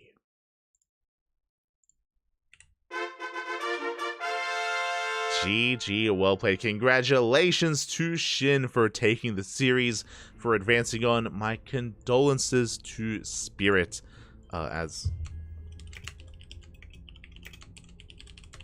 My condolences to Spirit, as he had a really strong start, a really good showing in Game 1, but unfortunately was unable to keep up in the remainder of this series, and he is going to be meeting his end at the hand of Shin. Spirit, his tournament run has ended, it has concluded, and Shin advances on to face off against the winner of Lambo and Cyan. GG. GG, well played. Now, we are going to be waiting for that series as well. It makes the most sense here to wait for Lambo and Cyan to finish. Looks like Lambo, he's currently up 2-1 against Cyan, 1 game away from winning the series, so we could have a ZVZ, or Cyan could fight back. I want to believe that Cyan has it in him to fight back and to, yeah, be able to force an ace match. If we have an ace match, then that's what's up next. Lambo versus Cyan, we may find ourselves in Game 5. We'll do our best here to keep an eye on all these players. Meanwhile, some other updates here. Marine took down Showtime 3-2. Brutal to see those two face off and knock each other out. Went all the way to the ace match. Could have gone either way, but a big shout to here, Marine. Looks like Oliveira took down a laser 3-1 as well. Ah, my heart. A laser, papi. The Polish players getting knocked out here in the first round. Spirit and a laser and Showtime. They are going to be bowing out here. They will be eliminated from ESL Masters Winter from DreamHack Atlanta. My condolences. Meanwhile, Creator and Colorzer, they're in the ace match during Game 5. They are in game number 5. And, yeah, I mean, that means that we won't be able to dive into that, but that's a really good series, actually. I mean, big shout out to Colorzer, forcing the ace match out of Creator. That is not easy. That is not easy at all.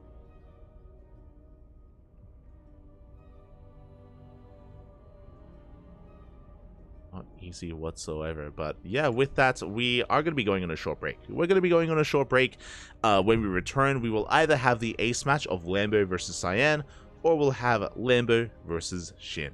One or the other. I hope everyone has been enjoying themselves here tonight. I hope everyone has been enjoying and yeah, enjoying this weekend, this celebration of StarCraft. And we'll be back soon with our next series. Take care.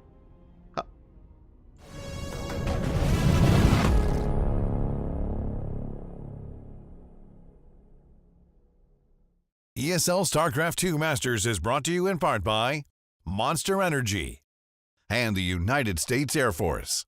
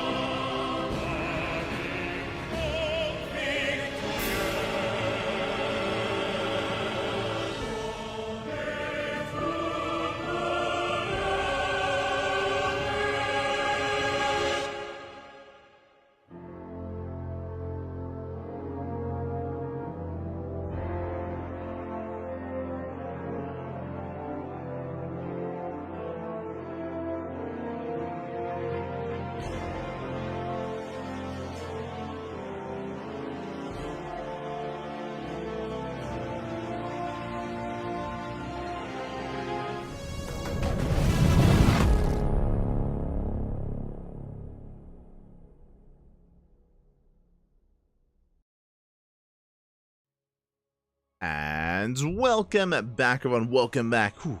Hope you enjoyed that brutal OST. I apologize for the extended break, but we are just waiting for all of round 1 to wrap up, and now we are diving into round number 2. And oh. Are we good? No. Okay, we're good. Game paused. Jesus. We had a hard time. Okay. I'm good. Okay, okay. They can't hear me, but we are good to go. Sorry. It's basically we had a little bit of latency as we were just switching our scenes over, but we are in the game and spawning in the top right-hand corner of Alkyone here in the second round of the knockout bracket of ESL Masters Winter DreamHack Atlanta. We have the German Zerg player, the red Zerg representing Shopify Rebellion. It is Lambo.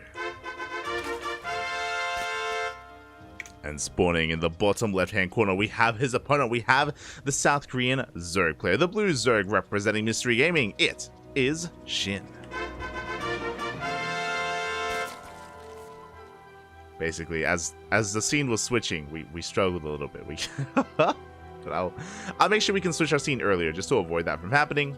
Again, we don't want to be a disturbance to the players. We are getting into our next best of 5 as a reminder, not a best of 3. We just wrapped up with Shin versus Spirit, and we had a banger of a series. Was back and forth, especially game 1. Game 1 was the highlight of the broadcast so far. We'll see if we can beat it. Again, just long late game between Spirit and Shin, where Spirit was able to just flex his skill and look damn good doing so. Then from there, Shin just had his way with him in the early game and just stopped him from really getting out of hand and getting out of control. But now we're here in a ZVZ. And already we have some pretty interesting openers here. But when I say that, it should be Hatch Gas Pool. Yep, Hatch Gas Pool here from both Lambo and Shin. We have seen certain Zerg players on this map on Alkyone try to rush into this gold base, but alas, we have not seen that yet. That is not going to be the case here for either of our Zerg players, either a blue or red Zerg. So far, standard openers for the time being. We should be getting into a pretty standard game initially here, working towards our third base at least, and getting into our Ling Bane aggression. But we'll keep our eyes on these players. Again, we're leading into Alkyone, a bit of a longer, larger map in the map pool. A lot of bases to be taken, a longer rush distance by ground as well. We have a pretty defendable third, and the fourth as well, likewise. So this can lead into a longer, more macro-oriented game if we can get up to a solid 3-base economy. But that's a big if. It is very commonplace here in ZVZ to cut workers earlier on. Either Lambo or Shin are more than willing to do so, more than willing to cut those corners as, oh, I just realized predictions in the chat are open. Sorry, a little bit late to that. Predictions open.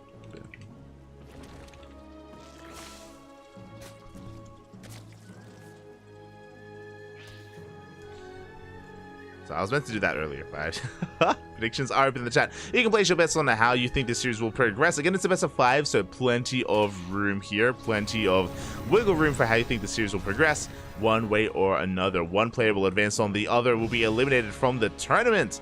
And for now, our third bases are being taken. We should soon be seeing our Baliness, and there we go, Baliness here from both Lambo and Shin. They're both on the way. Both players are going to be scouting each other and confirming. Shin, he sees the Baliness. Likewise, so does Lambo. So they are aware that they're mirroring each other. They're aware that so far everything is above board. But from here, will anyone make an abundance of Lings? From here, will anyone kind of just rush into pure Ling, and not just pure Ling, but Ling Bane, and try to break the third base of the opponent? Or do we just chill?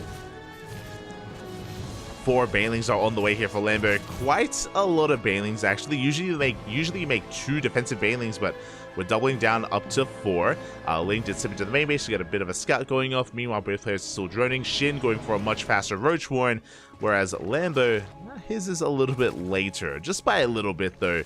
As for the most part, we are going to be dancing with each other. Lings, they have arrived. 2 of them will slip into the main base. They will get eyes on the timing of that Roach Warren. And the lack of additional gases, the lack of fast lair. Lambo backs off, and he's droning. We are just going to be calming things down here. Again, Lambo, he was really just looking for scouting information. He saw everything he needed to, and now he knows that he is safe and free to drone. Now, as Lambo is droning, we are not. Shin is not. Zero saturation here at the third base. We are making nothing but roaches, and Shin is looking to go for one big all-in. Cutting drones here at 35, and Lambo, he may have seen the saturation at the natural, the tech, the lack of additional gases in the main, but he didn't see the saturation at the third. And now we're sending it across the map. Lambo now knows immediately spine crawler. Spine crawlers are on the way. Ling Bane as well. Roaches are in production, but the army is here. The army has arrived. Ay, ay, ay. And Shin, okay, so Shin is droning behind this. Oh my god, he's droning up, yeah, quite a bit behind this, actually. He's going to be committing, don't get me wrong. Bailey's going to be rolling on in into the mineral line. They try to.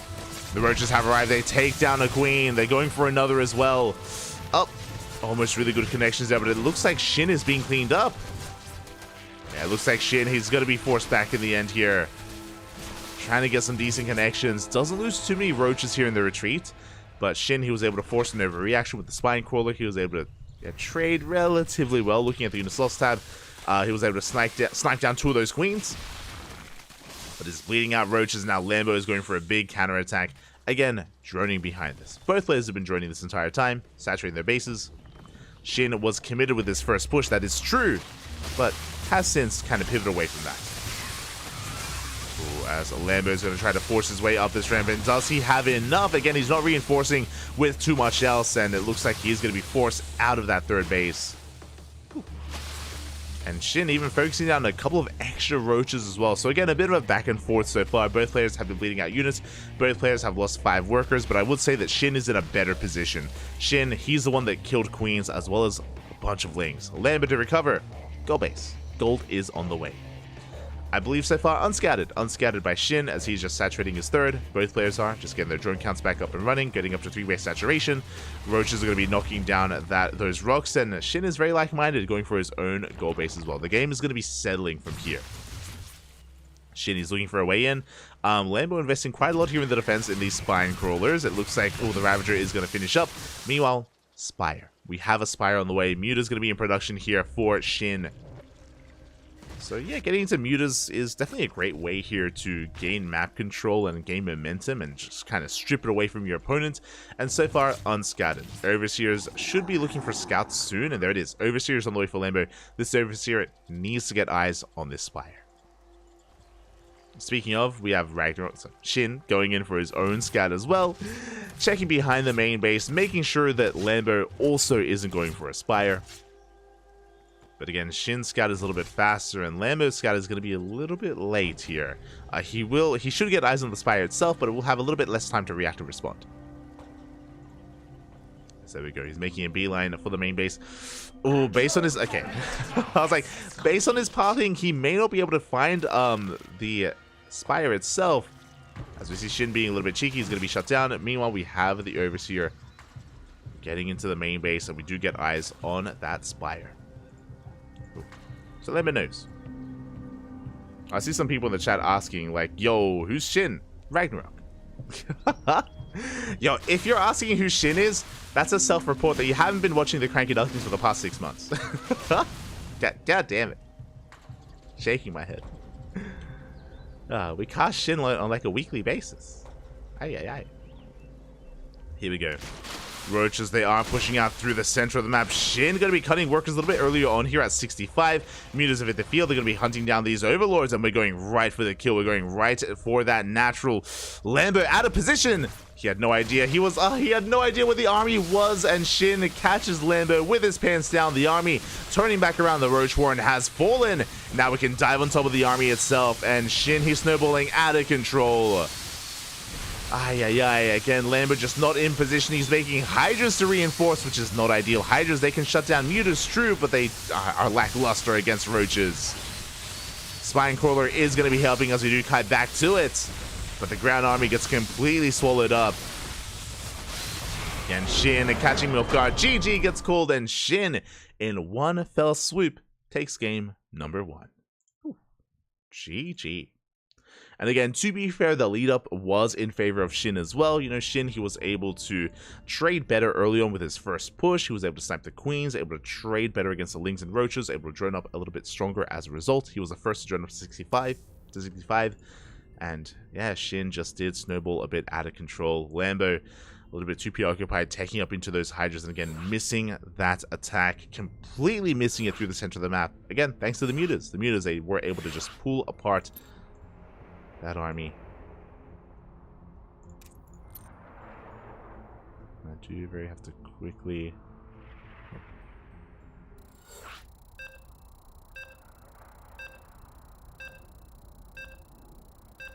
But how did I miss it? I don't know if I got it in time. As we are setting up our players and getting into game number 2. Aye. Getting into game numero dos here. Going to be on Oceanborn. Again, Shin will be taking a lead in this series, but it's a best of 5. We have plenty of games ahead of us. I want to believe that Lambo can and will fight back. Some people are asking as well, why did he change his name to Shin? As is being stated in the chat, Shin is a part of his real name. It is a part of his real Korean name, and I guess it means that he does just want to identify as himself a little bit more. Maybe he's just not too interested in the foreigner ID of Ragnarok. He's like, nah, I just want to be myself. Nah, I can respect. I can respect. And here we go, spawning in the bottom right-hand corner of Oceanborn. We have the German Zerg player, the red Zerg representing Shopify Rebellion. It is Lambo.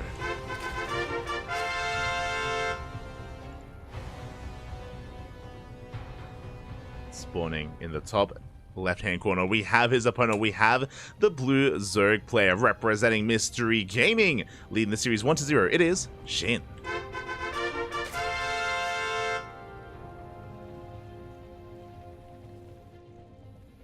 we go.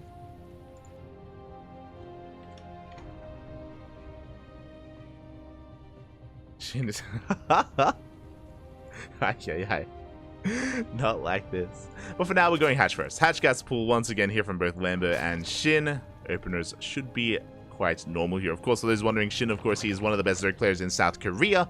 I would say that he's a little bit overshadowed by Dark and Solar, but I would say top 3 is Shin. I would place him higher than DRG. I would place DRG as number 4, of course. Number 4, and... yeah, Shin is a terrifying opponent. He can take down any kind of player. He already took down Spirit early on, and now... with a lead here against Lambo. Can Lambo fight back? In ZVZ specifically, I do think Lambo is quite strong as well. Of course, it's hard to really... ZVZ can be tricky just because it's so scouting oriented. It's so reliant on scouting and map control and map vision as well to keep an eye on your opponent's movement, your opponent's droning. But Lambo can be decisive in his own right. In the last game, Shin was the first to be aggressive, but on a map like Oceanborn, where the rush distance is much shorter by ground, I can see Lambo cutting workers and being aggressive and assertive himself. I want to believe he can do that. I know Shin will, but I want to believe that Lambo can as well.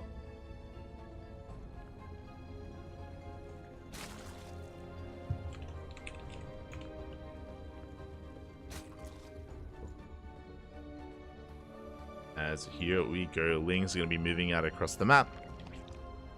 Going to be checking that third base as well. As I say that, again, it was a hatch gas pool opener. Third base should be on the way from both players. A little bit later here from Lambo compared to Shin, but only by a couple of seconds. Not the biggest of deals. As Lings do chip away at that third. Likewise, the same can be said here for Shin. So again, both players just mirroring each other. Bailey nests are on the way. No one is crazy enough to skip the Bailey nest. Not yet. Not yet in this series. As it should soon be entering the Lingbane portion of the game.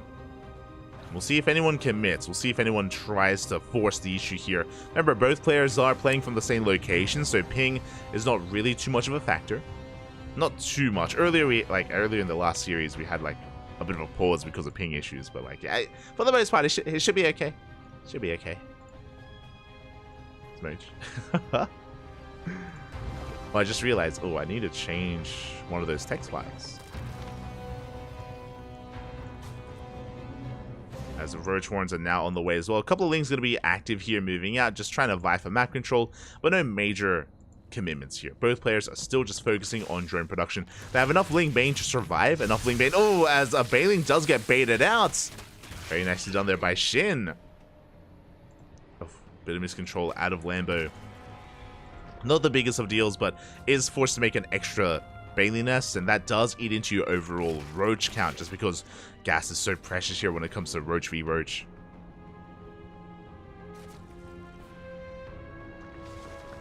He is so precious. There we go. Round 2. Beautiful. Just changing the round number. Because we're in round 2 of the knockout bracket. As Roach Warren is done, I believe Lambo has his own Roach Warren as well. Once again, Shin is cutting workers early. Last game he cut workers at around 40. Oh, sorry, Shin, I meant to say Lambo. Lambo is going to be cutting workers a little bit early on, making a wave of roaches. He's now getting back into droning though. But Lambo, he is the first to be aggressive. Now, he's just posturing, really. He's faking out a push. He's moving out with roaches, yes, and lings, but he's droning behind this. So he's just kind of faking out his opponent, puffing up his chest, trying to force an overreaction. This happens quite often here in ZVZ. Ling Bane is going to be rolling on forward. Oh! We have to be very careful with our movement. Oh, another Baneling does get baited out there. So Shin trading a little bit better, and again, Lambo backs off. He doesn't have anything. He only has 5 roaches, so he's going to retreat from here. And he did force a wave of roaches to be made, and because of that, Lambo is ahead. Lambo is now ahead in workers. Again, this is kind of a back and forth that we see very often in ZVZ, where you try to fake out your opponent into not droning. But now we have to kind of deal with the situation at hand. Now Shin does have an army. Now he was forced to make all these roaches. Can he make use of them? For now, he is. He's cutting workers at 55. He's doubling down on roach production, +1, and roach speed is on the way. Ooh, Lambo is a little bit later with his own upgrade timings. That's a little bit concerning here, as Shin will hit a much crisper timing soon with these upgrades. Meanwhile, Lambo going to be cutting workers at 57, now focusing on his roach production. There is going to be a window where Shin has +1 and Lambo has 0-0. That is true. It's definitely true that that's going to be available here, but is it going to be enough? As we do see the upgrades soon to kick in. Again, Shin still doubling down on roach production. Lambo likewise a little bit. Trying to break free from the supply block. A big wave of overlords just now helping out. And I appreciate that, again, Lambo, he's not being too greedy here. He is getting a 4th base, but he's still sticking to 57 workers, still just making nothing but roaches. +1 is done. And if we wait any longer, then Lambo is going to catch up. +1 still on the way for our Red Zerg player. Is she going to push? Shin going to push. Going to be taking his 4th. Still just amassing roaches. We have not started +2, which is concerning. Okay, there we go. +2 now starting, but could have been started much earlier. Much earlier here instead. And here we go. Lambo is going to be moving out. Looking at the armies. Lambo, he's going to be slightly behind in roaches, but he makes up for that in Ravagers. He has Ravagers. Shin does not. There we go. We're diving on forward. Biles, they will be grazing the army. And they force out some extra micro here from Shin. And Lambo, he has the concave. He has the concave. He has the Biles as well, forcing the army forward. Shin with the defender's advantage. Does he have enough? He's trying to break through. He's trying to dive on top of those Ravagers. He gets 1. He gets 2. And he's going to get all 3 Ravagers. But the roaches of Lambo, they barely do break through, do they, though? Oh. As we're running out of steam, reinforcements are on the way. Shin, can he barely hold on? He barely will. Again, a bold move from Shin to, like, dive through the army and get on top of those Ravagers. He was able to shut them down. Again, Lambo, he has had the slightly better economy this entire time. It doesn't look like a lot, but this entire time for the past, like, 3 or so minutes, he's been up 3 drones. Now we drone up a little bit further here, but Lambo has had the economic advantage that is reflected in the higher supply, in his abilities to actually even afford those Ravagers to begin with.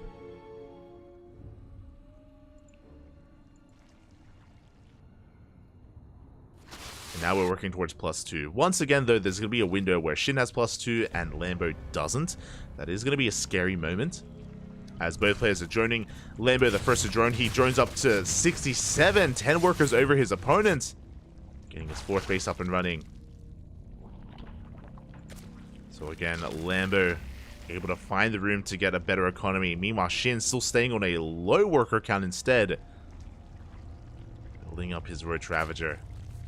Again, Lambo is on 4-6 gases basically, and Shin only on 5.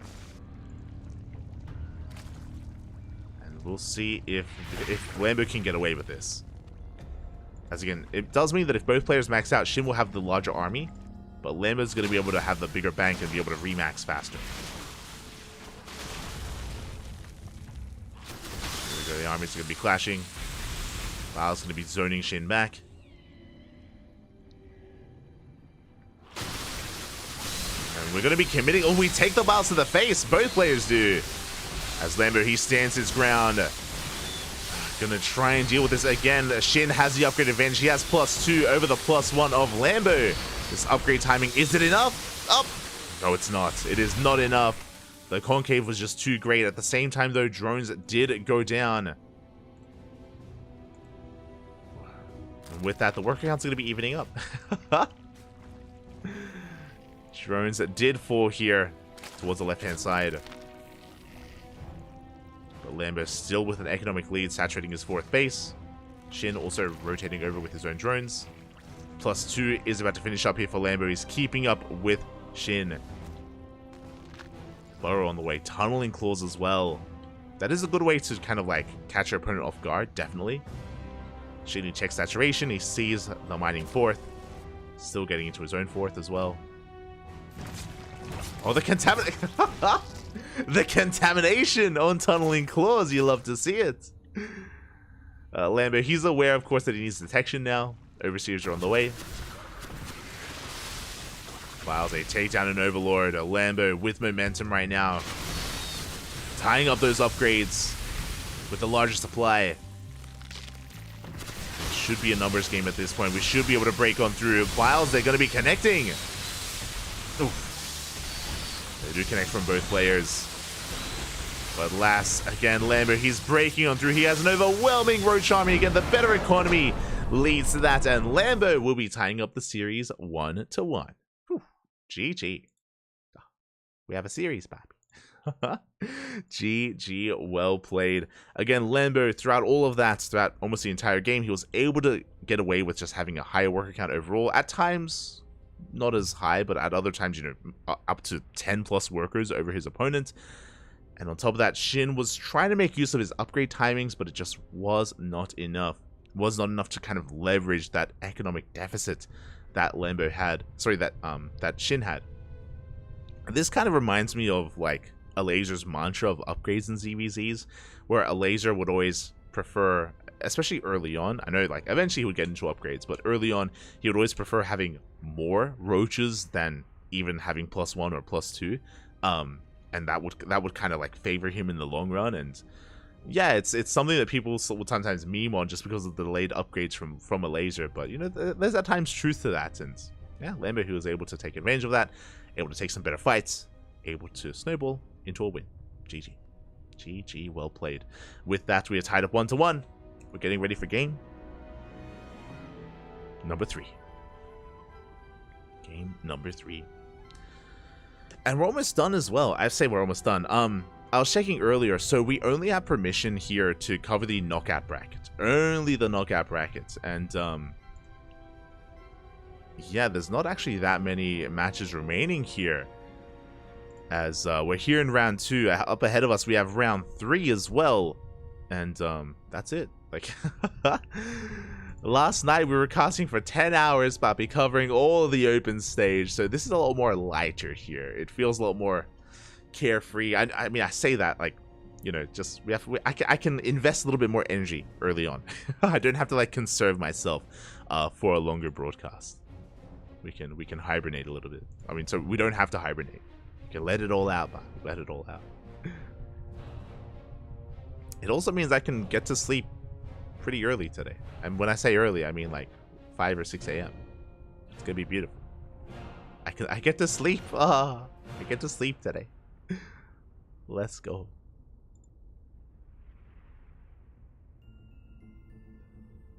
Is Shin really 12 years old? He's younger than SC2. they're memeing. Shin, he's like 28. Oh my god. They're memeing. Let's get a number on this. Looks like our players need a little bit of time to set up their lobby. Shin is 27. Sorry, I was 1 year off. Shin is 27. Again, Shin has been a pro gamer for a very long time. Very long time. Since the very beginning of SC2. I don't know if Shin was a Brood War pro gamer, but I know he was active since 2011 at least, here in StarCraft 2. So Shin, aka Ragnarok. Maybe Ragnarok is a name that you're a little bit more familiar with. If so, your name changed. did a name change to his IRL name.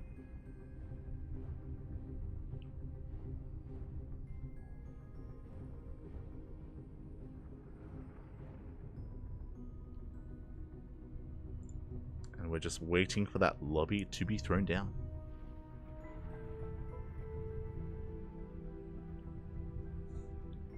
So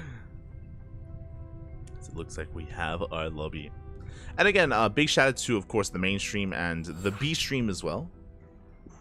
The main stream and the B stream for, of course, covering on their end.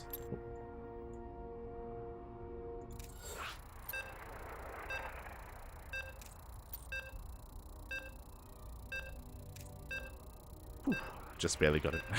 God, every time I get into the lobby, I gotta be quick. I gotta be quick, Pappy. As we are loading into game 3. Again, our players just needed a little bit of moments to gather themselves. Oh, good. More than happy to wait. And here we go. And spawning in the bottom right hand corner of Hard Lead, we have the German Zerg player, the Red Zerg, representing Shopify Rebellion. It is Lambo. Tying up the series 1-1. And spawning in the top left hand corner, we have his opponent. We have the South Korean Zerg player from South Korea, not Estonia. I know what was being said in the chat. From South Korea, we have representing Mystery Gaming, used to go by Ragnarok. It is Shin. Playoff matches are going to be played today. Yes, some of them will. I believe only the first round. I believe only the quarterfinals of the playoffs, not the semis or the finals.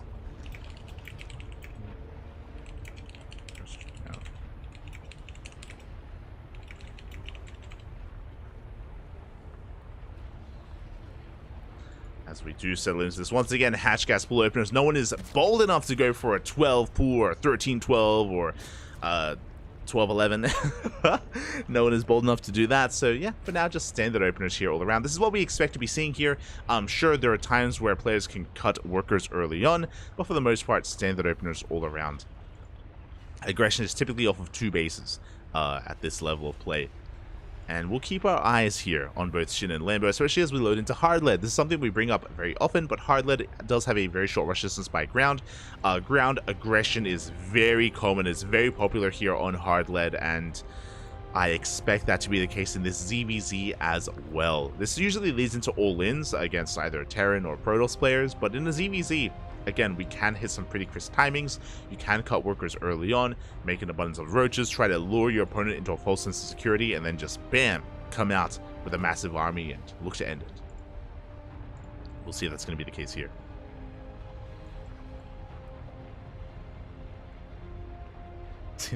Shit, Estonian 12-year-old born in 2011? Oh my god. Played Brood War in the womb, confirmed. Youngest pro gamer. True. Animals.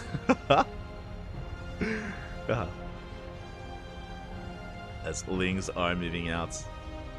They'll be coming across each other. Getting a bit of damage done here before continuing to go in for their scouts. Again, these things, their role here is to just get eyes on the Bailey Nest timing, the third base timing as well. Just checking each other, confirming. Third base is on the way. And we're being as annoying as possible here before being forced away. Lambo throws down his own Bailey Nest. Shin, not too far behind with his own. Getting his Bailey Nest up and running. So once again, no one is crazy enough to try to skip their Bailey Nest and get into fast roaches instead, which can be a very risky thing to do. It does happen from time to time, even at this level. It does happen, but again, for now, everyone is above board.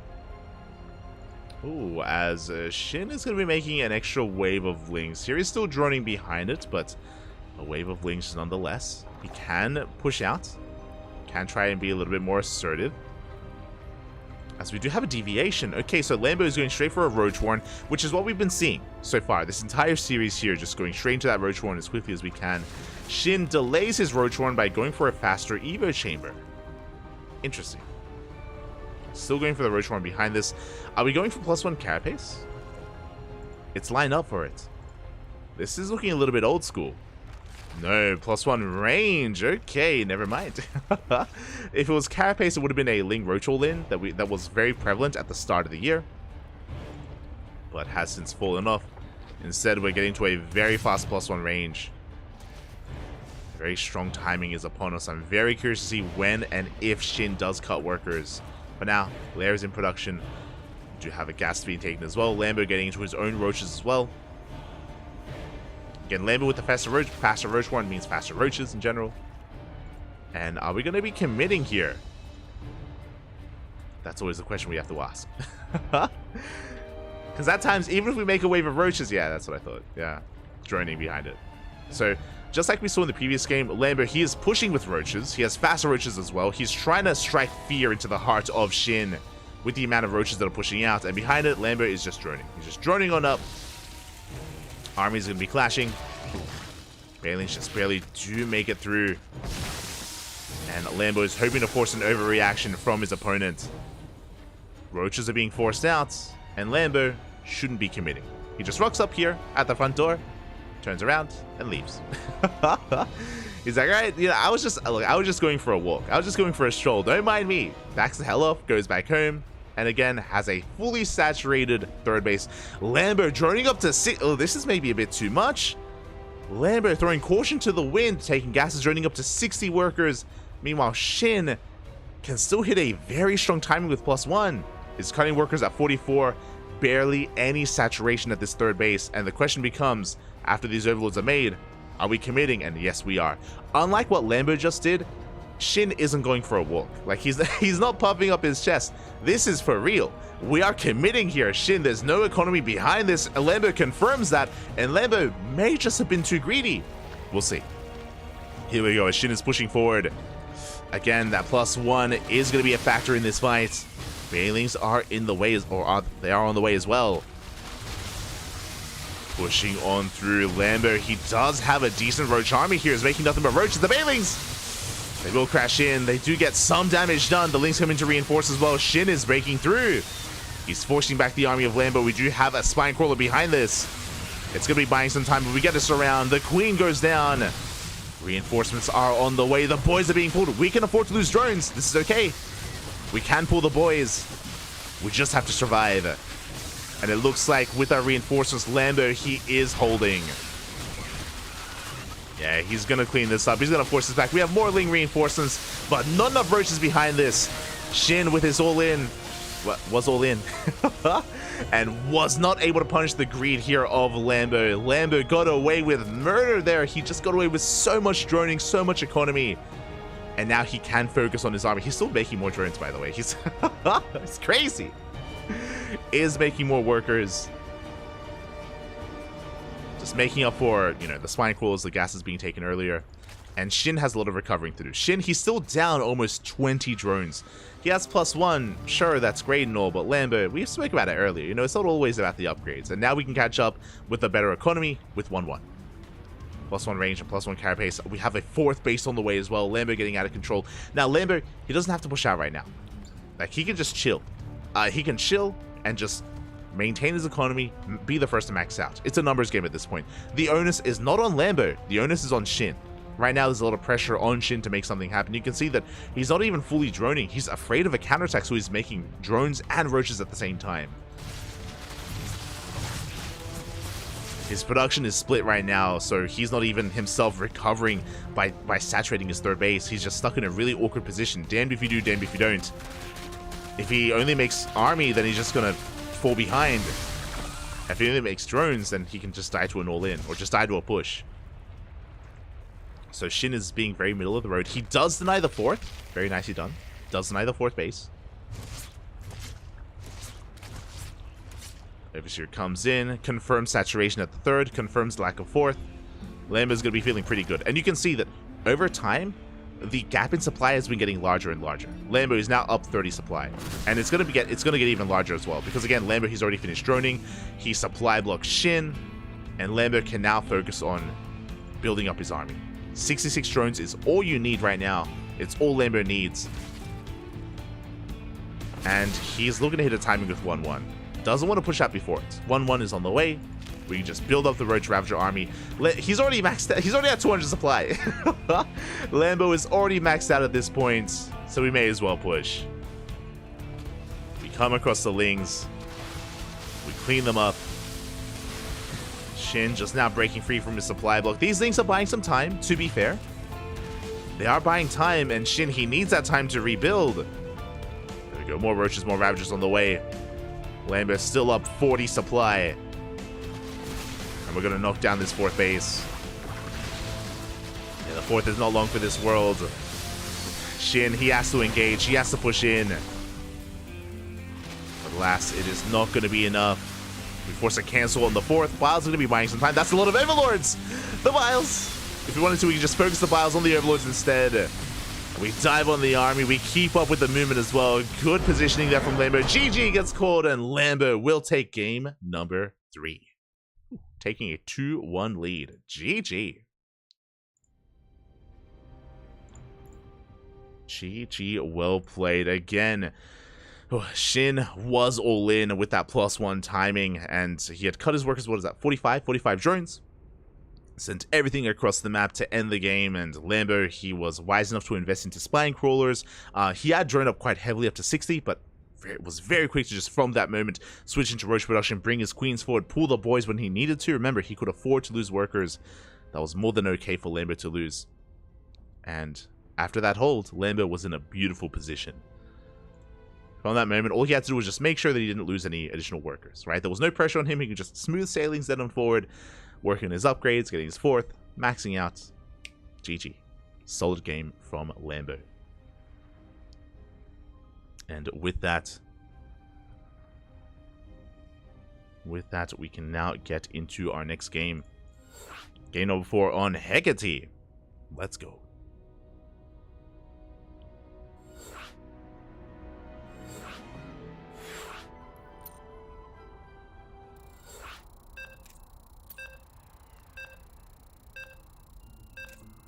Alright, we got the names. We got the names just in time. Just in time. And now we're getting into potentially the final game of the series. Lambo, he is 1 game away from making it into round 3 of the knockout brackets. 1 more loss, and Shin, his tournament run ends here. Again, single elimination. 1 and done. Best of luck. I'm hoping for an ace match, but not on me. It's on our players. And spawning in the top right-hand corner of Hecate, we have our German Zerg player, the Red Zerg, representing Shopify Rebellion. 1 game away from advancing on. It is Lambo. And spawning in the bottom left-hand corner, we have his opponent. We have the blue Zerg player representing Mystery Gaming. It is Shin. He needs to come back. He needs to come back here and now. He needs to win this game to force the ace match. The pressure is on. Let's go. For now, hatch first. We're getting into our standard openers here, but again, it's all on Shin to bounce back and to force a game 5. Personally, regardless of how this goes, one way or the other, I would love to see a game 5 between these two. We'll see if we can get it. But again, it's happened a couple of times this series where Lambo, he's so good at like faking out his opponent, where he just makes a handful of roaches, pushes out, forces an overreaction. He did it on Oceanborn as well, if you recall. Did occur on Oceanborn. Or was it Shin that did it on Oceanborn? Someone did it on Oceanborn. And again, it's a very common tactic here. Now, the scary thing, though, the problem is that, like, if you try to call their bluff, and the problem is, what if they're not bluffing? Like, what if you're like, nah, you're not going to attack me? What are you doing right now? I'll just drone. And I was like, oh, never mind. Oh, there is an army knocking down my front door, and I have nothing left because I droned up. So it is, like, a very risky thing to do, and it is difficult to read as well. It's why scouting is so important here in this game, in ZVZ, I should say, in this matchup. When it comes to recognizing whether or not an opponent is droning or not, and how saturated their natural and third base is. Like, even saturation at the third isn't enough, because we have seen many Zerg players fake it out and just Maynard over from their natural to their third, and just make it look like they're droning when they're doing anything but. Solo does that often. Solo, he loves that. In ZVZ. A good way to mask an all-in. But for now, hatch gas pool. Standard opener here from Lambo. Standard opener out of Shin.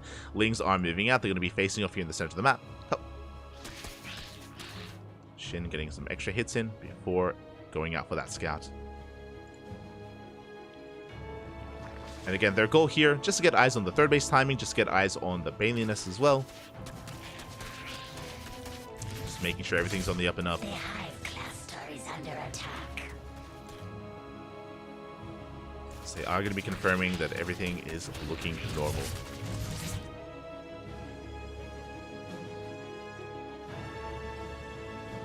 Hero over hero, let's go. Shin, he did just check the Baneliness timing as well, so he's aware. Likewise, Lambo still hasn't checked that natural, but he soon will as he dips in with his Lings. And there we go, he does get eyes on the Baneliness as well.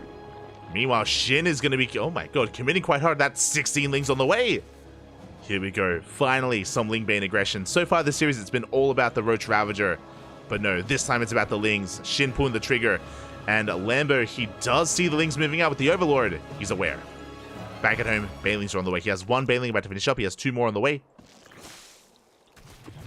And we'll see how good these connections are going to be. It's going to be all about the Banelings, all about the trades, all about the control. First Baneling does move on forward. Decent connection. Taking down 6 Lings. Not bad. Not too bad here. Meanwhile, the Banelings of Shin coming in as well, zoning away the army. The Queens are in position, and Lambo does not allow Shin in. And Shin behind this is droning.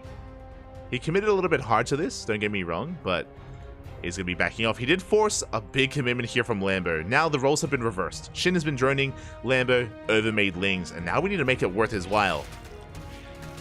Banelings are on the way. Oh, they're coming in from behind. Up! One Baneling goes off, and Lambo, he breaks in. He takes down the Banelings. No shot. He gets into the natural base as well. The Queen is under fire. There's not much here to defend. The boys have to be pulled. Roaches are on the way. Can we save these drones? It looks like we can. The Roaches that came out just in time. That was almost disastrous. That was almost game. If we had gotten us around on the Queen, if we had gotten into that mineral line, that was so close. But Shin, he survives. Again, he's going to be droning up behind this. Likewise, so is Lambo. Shin with a bit of a higher worker count. Lambo investing a little bit harder into his own Roaches. Investing a little bit harder. As the game is going to settle from there. that was a scary moment. But we're good. We are good here as Lambo is going to be pushing. How many Roaches do we have? We have 12 Roaches here for Lambo. Moving through the center of the map. Behind this, droning and getting a lair. And an Evo chamber as well. So Lambo, he's just posturing. Once again, trying to force a reaction before, yeah, just before backing up. Did force out a couple of Roaches, but not too many. Shin, he's still likewise droning as well. So this time, Shin was able to call his bluff. He's just saturating his third. And Shin even has still maintains his worker lead, by the way. So Shin, not in a bad position here. Lair is done. Roach speed should soon be on the way. +1 range now starting up here for Lambo. Ooh, and I was curious. I was like, where is Roach speed for Shin? I was curious where it was. It was delayed here. For what? For Aspire. Here we go. Show us the Mutas. Mutas are going to be on the horizon here for Shin. Aspire is on the way. Now, once the lair finishes, we have Overlord speed. Overlord speed is on the way. We need the scouts. We need to morph in an Overseer immediately and try to get a read on what's going on. There it is. Overseer is on the way. Overlord speed still in production. And Lambo, he needs to get eyes on this Spire.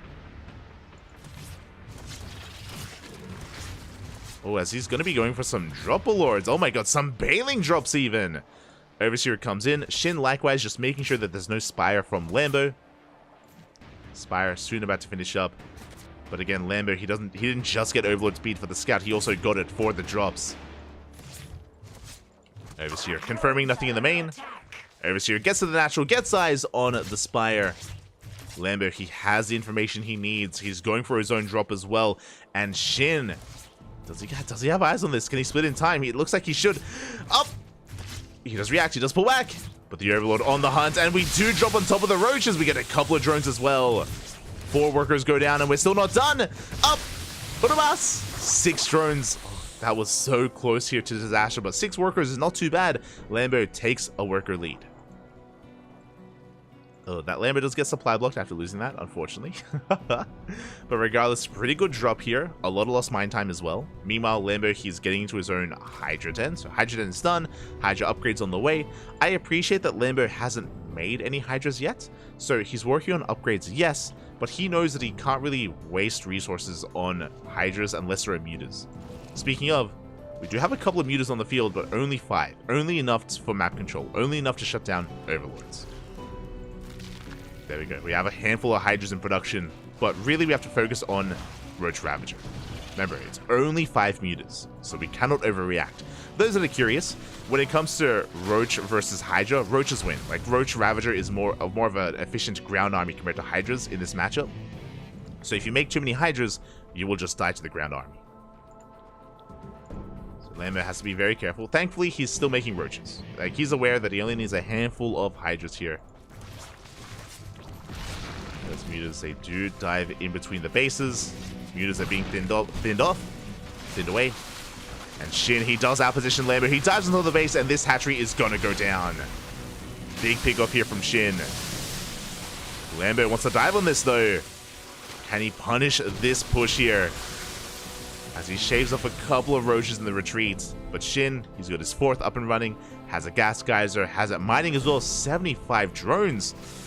That's quite a large worker count. So usually in ZVZ, we cut workers early. We cut workers at 66. That's 3 base saturation. We usually don't actually saturate the 4th base. So Shin is going to have a smaller army. Oh, but once again, out positioning Lambo here. He's not quite where he needs to be. And the roaches, they get into the main base, into the natural, and the 3rd as well. At the same time, the main army pushes towards the 4th. Shin looking to pull Lambo apart. Tunneling claws is done. Queens are going down. Drones as well. And Lambo is just having a hard time keeping up. Oh my god. Too much damage being done here. 8 workers and counting. And Lambo, he's just pushing out instead. He wants to try to counterattack.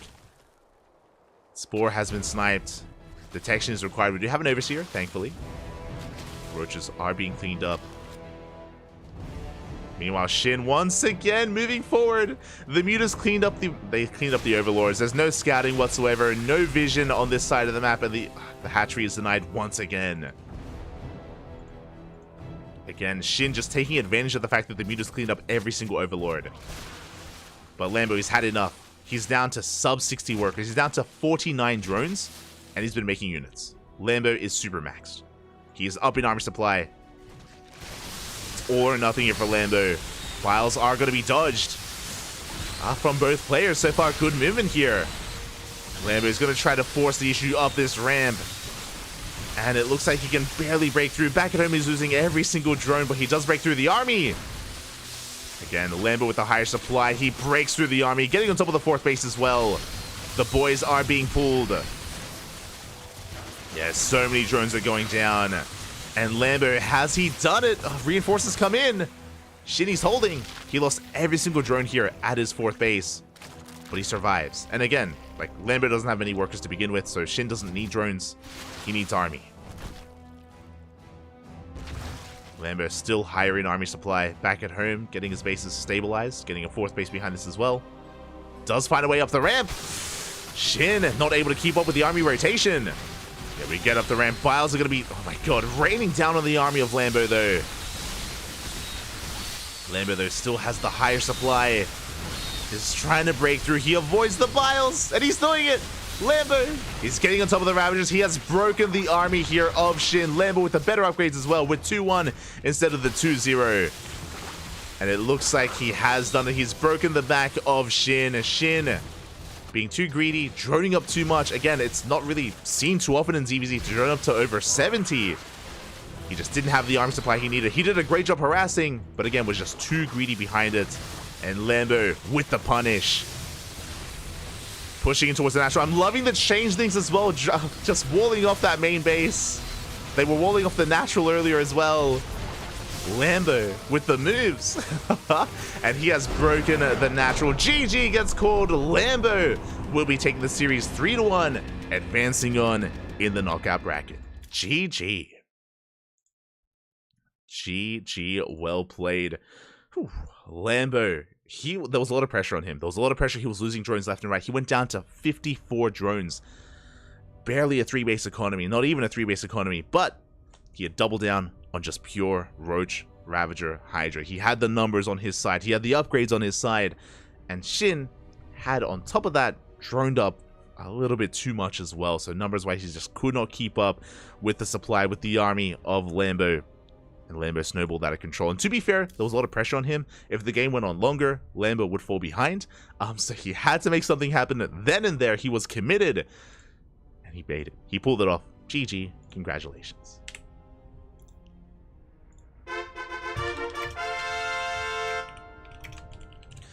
GG, congratulations to Lambo. My condolences to Shin, our 12-year-old Estonian player. My condolences to Shin as Lambo does advance on here in the knockout bracket to the next round where he has, I believe, an opponent ready and waiting. Let me just double check here, but Lambo, he is going to be going up against... let me just double check. He's going to be going up against Classic in a ZVP. Oh boy, the winner of that series advances on to the playoff bracket, and that is where the big money is. So best of luck, Lambo. Going to be going against Classic in that next round. He has a little bit of time to himself, though, to settle into that. And we may be able to find ourselves another series. Oh, as we already have... as it looks like we had a pretty fast one. Oliveira did take down Harsum 3-0. That was a very fast best of 5, faster than our one. I assume that our ZVZ would be one of the faster series here. My condolences to Harsum. You know, it is the hashtag year Harsum. My condolences as he does meet his end at the hands of Oliveira. But Oliveira is the reigning world champion. So Oliveira, he advances on into a qualifying match, essentially, into the final round of the knockout bracket. Lambo likewise does the same. And I believe the B stream and the main stream are covering, sorry, the B stream is covering Hero versus Hero, and the main stream is covering Creator versus Gumiho. So it's a bit of a shame because I was hoping, I'll let you in. I was hoping that especially because we were following Shin. I didn't want to jump around. So I wanted to follow Shin into Lambo, but part of me was also hoping that because it's a ZVZ, maybe it'd be a fast one, and maybe we would be able to squeeze ourselves into Harsum versus Oliveira if it was more back and forth. Unfortunately, not the case. Unfortunately, we won't be able to cover the tail end of Oliveira and Harsum because they've also wrapped up themselves, and yeah, that was a 3-0 in favor of Oliveira. And with that,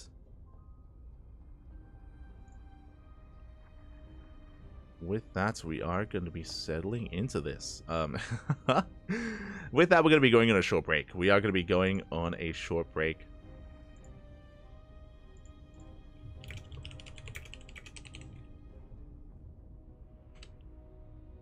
We're going to be going on a short break here. When we return, we will have round 3. Basically, we're waiting for round 2 to wrap up, and then we'll be diving on round 3 as soon as we can.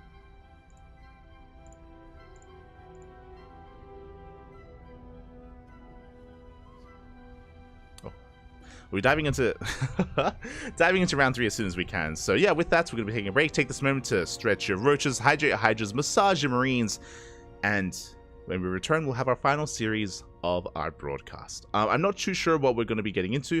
I will try to follow Lambo into Classic. But the mainstream and the B stream have priority. They have priority. They can pick what they want, and we get whatever's left over. So I'm tentatively saying that if it's available, I will jump on Lambo versus Classic, but it's not on me, it's not my call, it's on the mainstream and the B stream, so we'll see. We'll see what does happen. Until then, we're going to be going on a bit of an extended break while we wait for all of round 2 to finish, and we'll see you guys after the break. Enjoy. Check out the other streams, check out the B stream, check out the main stream. We'll see you guys then. Hasta luego.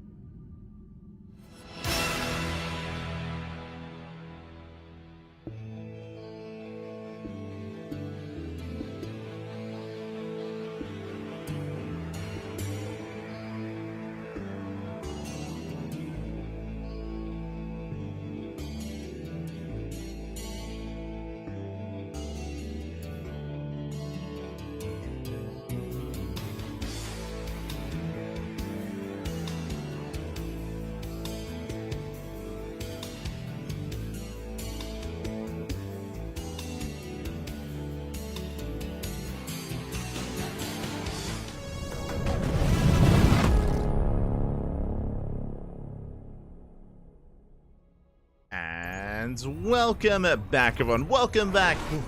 Hope you enjoyed that extended break in the Brutal OST as we have returned with our final best of 5 of the night. We just wrapped up with Lambo versus Shin.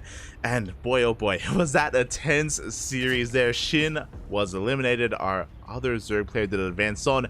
And now we are here with the final round of the knockout bracket. The winner of this series advances on to the playoffs. The loser is eliminated from ESL Masters Winter. And here we go. If you're in the chat, predictions are open, so place your bets on how you think this series will unfold, who you think advances on, and who you think meets their end here and now. In the knockout bracket, spawning in the bottom right hand corner of Hard Lead, we have the German Zerg player, the Red Zerg representing Shopify Rebellion. It is Lambo.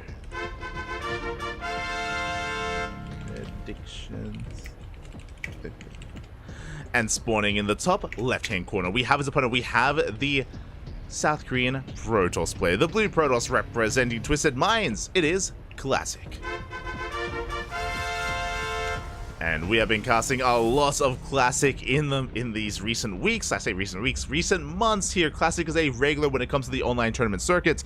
Talking about KSL, ESL Open Cups, Kung Fu Cup, as well as even the qualifiers that we covered, the IEM Katowice qualifiers that we covered last weekend. So plenty of content out of Classic is out there, which means he has, I mean, he's not the most hardest player to research. There's a lot of content available when it comes to him, and he's a very unique player. He has a very certain style, and I wonder if that style is going to be continuing here in ESL Masters as well. What I mean by that, as we covered him quite a lot over the IEM Katowice qualifiers last weekend, Classic is very fond of Stargate openers into Void Rays. Well, we'll get into that if we do get the Void Ray openers. But again, he's been very fond of it. More often than not, instead of Oracle, he goes Void Ray instead to shut down Overlords and to go into some hidden tech. And that tech does vary from game to game. And we'll see if Lambo is familiar with him, because again, I do believe that Lambo is going to be the reactor, more of a reactive player here in this series, and Classic is going to be the aggressor. We're going to force those reactions out of him, and there it is. There's that Stargate opener. Meanwhile, Lambo going for a hatch gas pool. Nothing too wild, nothing too crazy, just a hatch gas pool into a third base as well. The probe is here to get eyes on it, to delay, to be a nuisance, but the hatchery should be thrown down without too much issue. There we go, it is thrown down on location. Now, what I was getting at, so it's a Stargate opener, this should be a Void Ray. The reason why I say this is because, again, we've been casting Classic a lot. He's been very fond of going for a Void Ray first, shutting down these Overlords, and going for either Tempest behind it, into a Fleet Beacon, and a Stargate, into Glaive Adepts, into a standard game. He can go Forge and Twilight Council into +1 and Blink. That is also on the table, but that's what's scary about Classic. He plays a series very well by making it look like he's doing one thing when he does another. And I was talking about a Void Ray opener. No, it's going to be a Phoenix opener instead. You have my attention. Now, this is a similar kind of outlook here on this series. Similar approach here, because the Phoenix is going to be hunting down these Overlords. We're going to be keeping Lambo in the dark. What comes next, we've yet to find out. Phoenix is going to be revealed here. Meanwhile, across the map, drones are going to be going down. The Adept does shade in. We get 3 workers already. We get 3. Can we get a 4th? We cannot. The Adept is going to be shut down in the end, and it's going to be a Phoenix into Oracle. The Overlord is going to be diving into that main base, and we do get eyes on the Oracle. We are aware, of course, that we do need our Queens and Spores in position. And with a Phoenix, we can do a couple of extra things as well.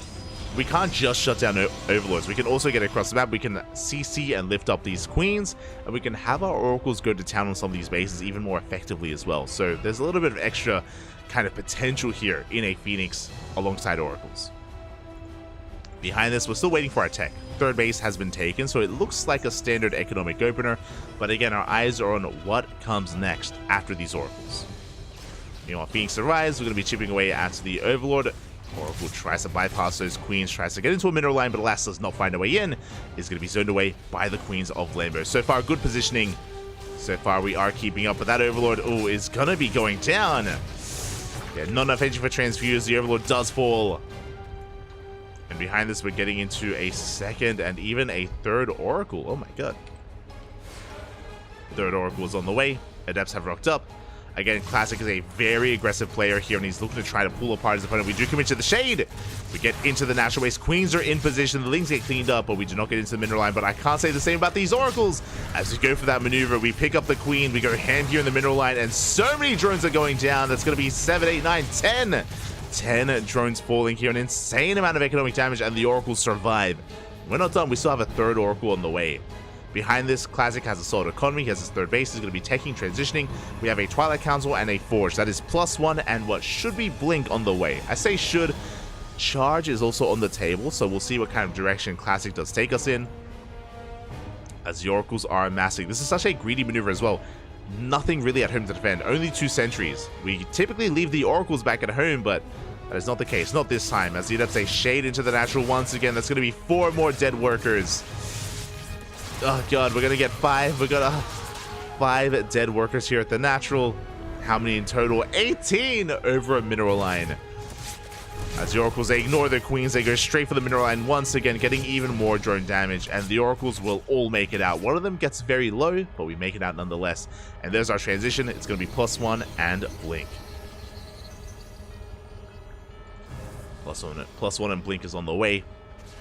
Again, Classic ahead in the economy, ahead in workers, and looking to get into a very aggressive follow-up. So this is not just +1 and Blink.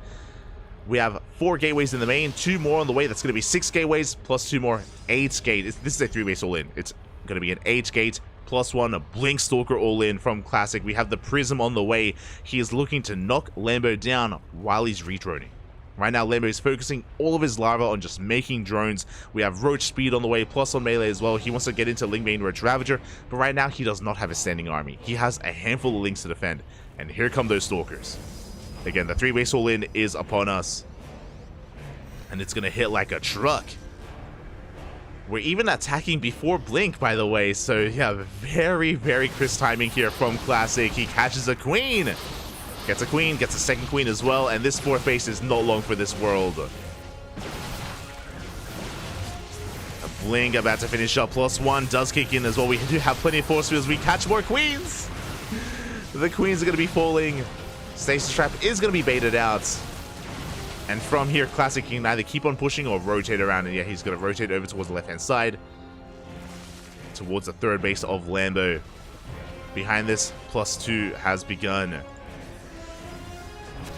Again, just doubling down here on a purely gateway composition, on purely Blink Stalkers alongside alongside sentries to support.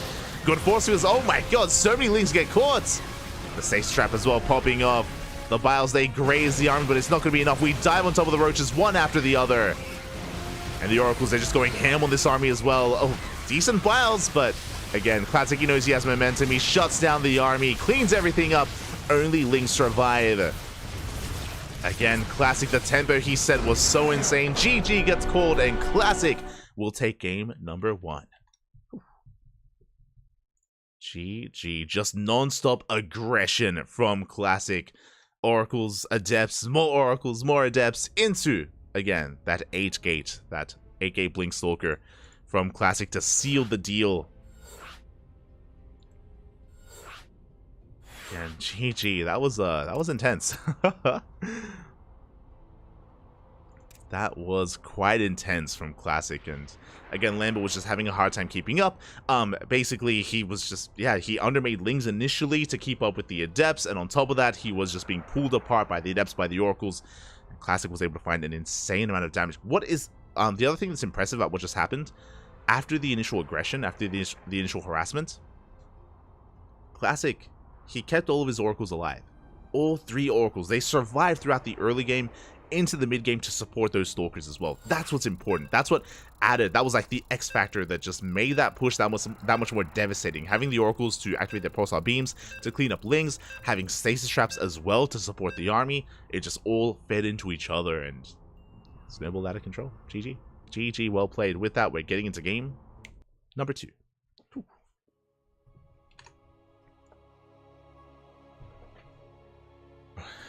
Getting into game number 2. As we get into game 2, big shout out to Jeff Bezos in the chat. Oh, give me the sauce, Poppy. Thank you so much for resubscribing. 8 months. Oh my god. It's a lot of months. Thank you so much for the support. We do appreciate it here on the Cranky Ducklings. Quack, Poppy, quack. Hope you enjoy your emotes. Hope you enjoy the content as we are live every single day, multiple times a day. This is our 2nd broadcast, fun fact. We actually were casting the Euro Cup earlier today. Had some great matches. Great matches were had, but we're getting into game 2. As a reminder, this is the best of 5. Plenty of games are ahead of us. So don't worry, we got at least 2 more, and hopefully more than that. As spawning in the bottom left-hand corner of Alcyone, we have the red Zerg player representing Shopify Rebellion from the land of Germany. It is Lambo. And spawning in the top right-hand corner, we have as opponent, we have the South Korean Protoss player, the blue Protoss representing Twisted Minds, leading the series 1-0. It is Classic. And Lambo doesn't want to take this lying down. Lambo wants to be in the driver's seat as we are going for the gold base. It's going to be a hatch first here from Lambo, but we are rushing to the gold. And Classic sees it immediately. Oh boy, he checked the natural, went straight to the gold as well. We have a forge on the way, so this is something that Classic does. Specifically on this map, he's very quick to scout, and his punish for this is a cannon rush. Second probe is on the way. Forge still in production, so it's going to be a gate forge opener. So this is a macro cannon rush. Essentially, this build or this opener is designed to shut down this hatchery and to expand behind it. Like, we're not going all in, we're not going for like a cannon rush into like a proxy robo with like a Stargate and Immortals. No. We should be expanding back at it. There's a Cybercore on the way, Zealot as well. And a Lambo, he has not seen. Lambo's main-nutting over, his Overlord not quite in position, he sees the probe and he will see the cannon but did not see the pylon.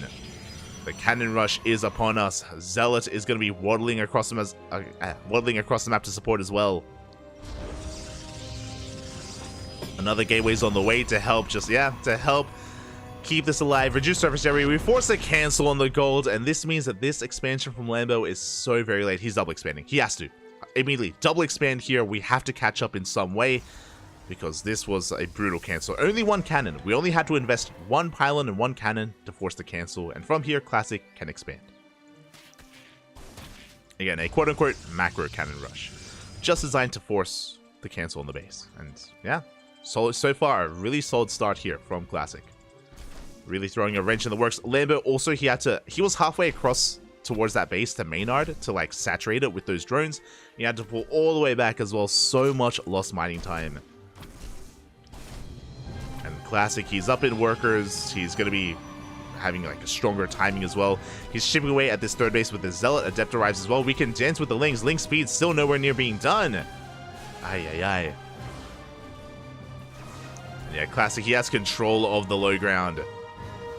Queens are going to be waddling on in.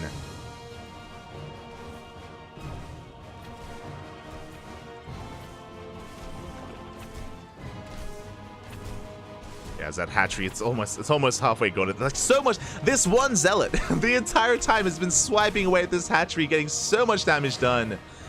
And it's going to be so vulnerable to an eventual counterattack or a follow-up push. Meanwhile, Stargate opener. It's going to be a Stargate opener here from Classic. Oh, the Adept stay keep into the shade. We do force a recall. One Adept does go down. Not a bad pick off here from Lambo. Again, Link speed did catch Classic off guard. And there it is. There's the Void Ray. This is what Classic is known for. Now, we're on Alcyone, so we have to... Okay, we're going to take a moment to talk about the map. Our Zlings are going to be moving out to deny a third base if one was being taken. Threaten that wall. But Alcyone is a very large map, very long rushes as well when it comes to natural. Because of that, this leads towards longer games. But we could also do something else as well. We should be relatively safe to tech up in a different direction. This Void Ray is going to be shutting down this Overlord, and from here we can go into a couple of different directions. We can go into something like Glaive Adepts, something that Classic does very often. At least once in a best of 5, I'm feeling double Stargate play and Skytoss. Not saying he has to do it here, but it's definitely on the table and something we have to have in the back of our minds. Classic is very fond of it. Meanwhile, Ling's going to be chased away. Third base going to be taken as well. Classic getting in position, and Lambo back at home just re-droning as much as he can. Again, because of the delayed natural and delayed third base, we have to just drone as hard as possible. Oracle's going to be moving out. Oracle is spotted by Lambo. Spores are on the way. Queens are getting in position. How many queens do we have? 4 queens. That's an okay amount to maneuver between the bases. It's not amazing, but it's okay. We'll see if Classic can get anything else done. Now, Classic is only investing into 1 Oracle. Bear that in mind. So we are going to be throwing down and investing in some further tech. 1 drone goes down. And where are you taking us? The Void Ray has arrived. So far, maneuvering between the bases. Gonna be shutting down one of these overlords. We're gonna try to, though. Overlord is gonna go down. Oh my god. Classic just asserting himself here, and there is our follow-up. We already had the Forge. This makes sense. We have a Twilight Council in the way. And alongside Forge, we can go into Blink Stalkers once again. So we are not going into anything crazy like Glaive Adepts. This is not going to be, of course, Sky Toss. But Lambert doesn't know that. Lambert's in the dark because of that Void Ray. Ooh, going straight into a Robo as well. Now, once Lambert checks the wall and when he sees the Forge researching, that's a tell. That's enough of a tell to let Lambert know that, okay, it's going to be Ground Toss. That is going to be what comes next. Whether it's Charge or Blink, still yet to be determined from Lambert's side of things, even if we did see that Forge. As 2 drones go down, we shade into the natural base, and ooh, we do get a 3rd and almost a 4th drone. 3 workers here. Again, we have to hold on to our probes, hold on to our drones. And how committed are we going to be here? This time, no gateway explosion. Remember, last game we had 8 gateways on 3 bases. This time, only 5. Only 5 gateways in total, so we should be working towards a bit of a longer game. Yep, we're mining through these mineral patches, and we are looking to expand and take this 4th. So Classic having a more macro-oriented approach here as the follow-up. I'm sure feeling confident about his position. Behind this, we are getting into Aspire, though. You love to see it. There's a lot of potential in Mutas, and so far this is unscouted. We only... oh, never mind. Hallucination comes in! It was unscouted until now.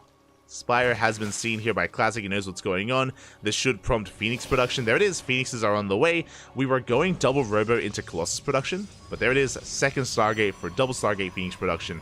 Now, what's scary is that I don't think that Lambo knows he got scouted. Remember, that hallucination was hugging the edge of the map, and I don't think Lambo, I don't think he had vision of it, so we'll see how hard he commits to the mutas, because Classic, he knows it's coming.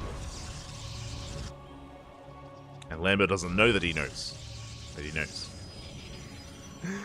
Phoenixes are amassing. I do appreciate as well that I'm sure Classic was hoping to get into double Colossus production as quickly as possible, but he's respecting the mutas a lot. He's respecting these mutas, so he's just halting Robo production entirely and focusing on Phoenixes. So a very mature decision here from Classic as he is pushing onto Creep. Creep is being cleared up. Likewise, forcing back that army. Phoenix is still not revealed. And how many mutas have we made? We have gone up to 9 mutas, more than enough to one-shot workers. We're looking to wreak havoc here in these mineral lines. Cannons are done. Phoenixes are still amassing here in the natural. Lambo coming into that natural as well. He's going to be able to get 1 probe, but the Phoenixes, they reveal themselves. Ooh, and they will be able to chase this down. Target find, we trade 2 mutas for 1 Phoenix, I believe. Oh, but we get a 3rd, we get a 4th muta. Mutas are being shut down, but at the same time, we do see Lambo amassing his army here on the right-hand side, looking to lay siege upon that 4th. Queens are waddling forward. Lambo, he's already drawn up to 81. He's taking the gold base as a 4th. He wanted it as a natural, but he's taking it as a 4th. We do have a backup hatchery as well, going for the 5th. And Lambo is looking to break this Nexus. Now, Classic, he did well handling those mutas, but what about the ground army? We bait out the Stasis Trap. Stasis Trap is going to be baited. Good force fields. Baileys, they didn't quite find a way in, but they do get into the mineral line. Up. No reaction. We don't pull away. Every single probe goes down. And from here, Lambo, he's already done enough. He doesn't have to commit, but he's going to keep on pushing. He wants to collapse on this position. Takes down the Void Ray and getting on top of the ground army as well. The Colossus up. Shield Barrier finishes up just in time. Phoenixes, they have arrived, and they will shut down these Ravagers, but the damage was done. 18 workers, the entire mineral line. Lambert looking good economically, but he will lose his entire army, and the Colossi survive. I'm a little bit shocked. I expected at least 1 Colossus to go down, but that was a very solid defense there by Classic, and Lambert maybe overcommitting here at the 4th base. Initially, things were looking good. Now things are looking a little bit worrisome here. As Classic, he has 4 Colossi. Now he's getting into double Immortal production as well. I believe the mutas were cleaned up. Just quickly double checking. Yeah, the mutas, they have been shut down.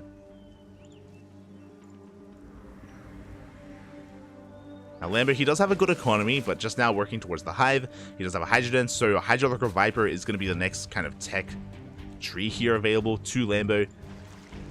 He can start transitioning, but for now he's stuck with Lingbane Roach Ravager. Just now building up that Hydra counts. No Lurker Den yet, but there we go. Lurker Den now on the way. So Lambo, he just needs a little bit of time. He needs time to refine his army. Will Classic give him that time, though? The problem is that he's already hit critical mass of Colossus. Storm is on the way. Once Storm finishes, I believe Classic is going to be pushing. By that time, will we have Lurkers? Lingbane getting ready for a counterattack. Speaking of Phoenixes, they're looking to gain some value. They find a Queen. Here comes the Lingbane. We get on top of that Cybercore. At the same time, the Roach Hydra army pushing towards the 4th base. We are distracting the army. And is there anything in position? Oh, there is. Classic able to split up his forces here. He's got 2 Colossi towards the left. He's got another 2 Colossi here towards the right. Classic still just resaturating his 4th. Storm is done. Prism is on the way. We're pushing. Classic is pushing. How many High Templar? 4 High Templar, 1 Storm each. And this death ball of an army is moving out across the map. Lambo, the Lurker Den is done, but we don't have any Lurkers to defend. It's going to be Ling, Roach, Hydra, a couple of Banelings. Vipers are coming out, but Lambo is vulnerable.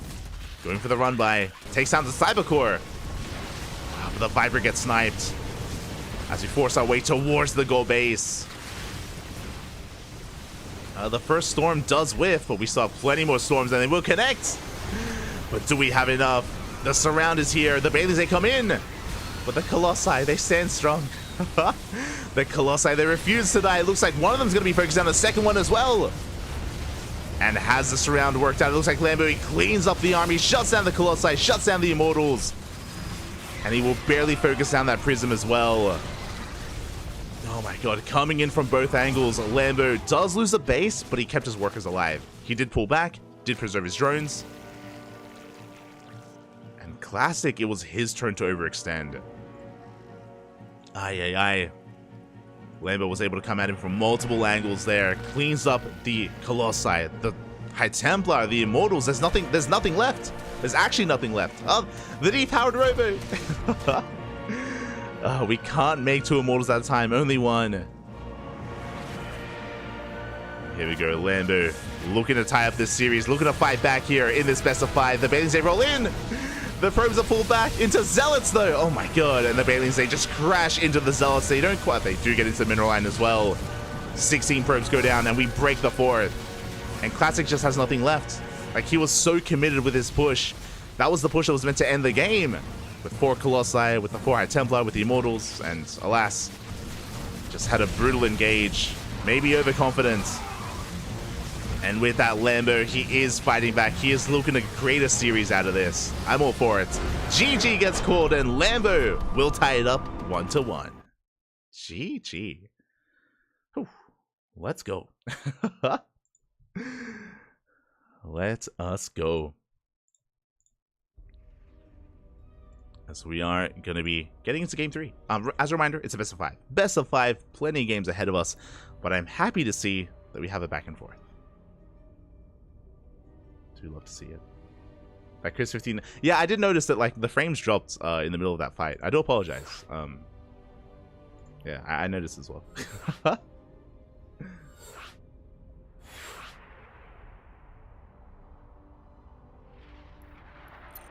Oh, and it looks like we're going to be joined by Indy. Indy! Let's go.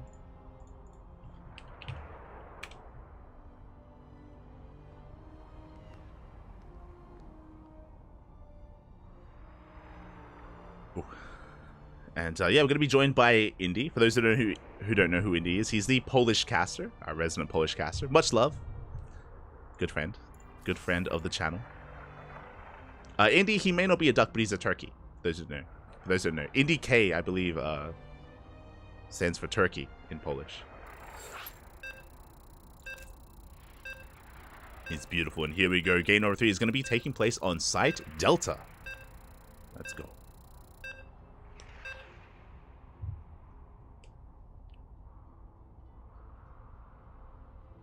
as we are here to determine who takes a lead in this series. Will this go the way of Classic or Lambert? Who will gain momentum in this best of 5? Let's go.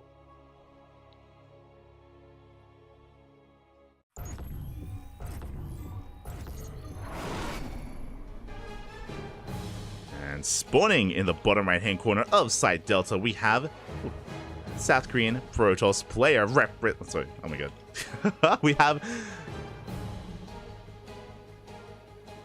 no, oh my god, I thought it was me. I was terrified. I was like, what's happening? Like, why is everything slowing down? Classic. Looks like Classic may have some connectivity issues. Maybe his PC is struggling a little bit. But regardless, we can of course rehost and remake. Even if he does lag out, we should be okay. We should be able to continue our series here.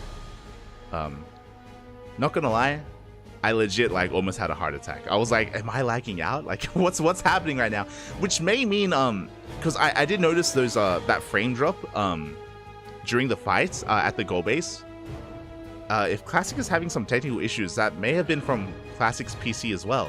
I hope it wasn't. I'll be honest, I hope it wasn't. I hope that that there aren't any like ping or again like technical issues negatively affecting Classic. But yeah, that's a little bit worrisome. Yeah, so we are going to be remaking. Classic did lag out. Again, we don't know if it's his internet connection or if it's a hardware issue where maybe the game crashed. Uncertain. But we will be rehosting, and I'm sure that the technical issues will be cleared up. I'm sure they've got people on site to deal with that, to make sure that everything is running smoothly. So don't worry, it's all good.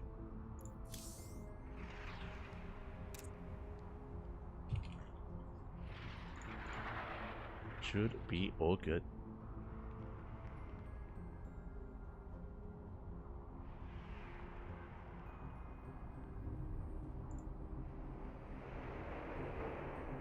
I see it.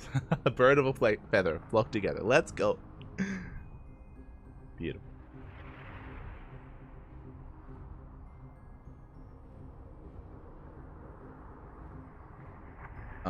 But yeah, we may go on a short break. We do apologize.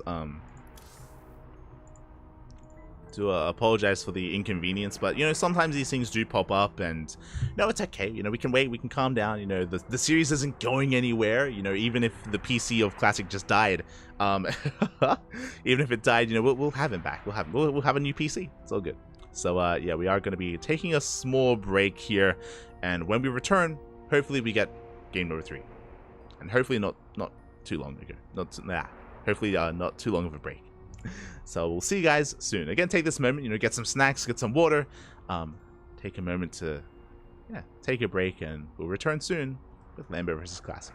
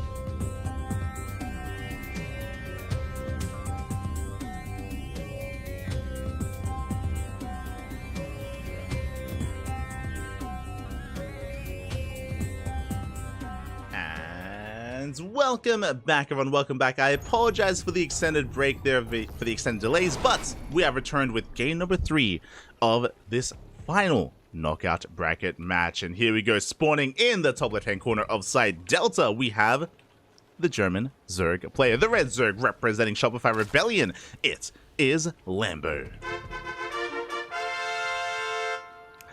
And spawning in the bottom right-hand corner, we have his opponent. We have the South Korean Protoss, the blue Protoss representing Twisted Minds. It is Classic. A big shout out to, I believe, Slowly Falling in the chat, giving us a little bit of insider information, letting us know that it wasn't necessarily any kind of internet connectivity issues. Apparently, something happened at the venue where a whole line of PCs turned off, which is wild. Maybe like, you know, there was like a fuse that did blow or something, and we had to kind of deal with that. Maybe we had to switch over to another PC. Regardless, the issue has been resolved, and hopefully that does not happen again in this series or in the entire tournament. Fingers crossed, fingers crossed. And again, even if it does, you know, we can always resolve it. We can always just remake, rehost, and get the game going once again. And thankfully, you know, our players are all good. Thankfully, everything is looking solid here. As we are getting into game 3, and sorry, the break took me out of it for a moment. It took me out of it, but we are back.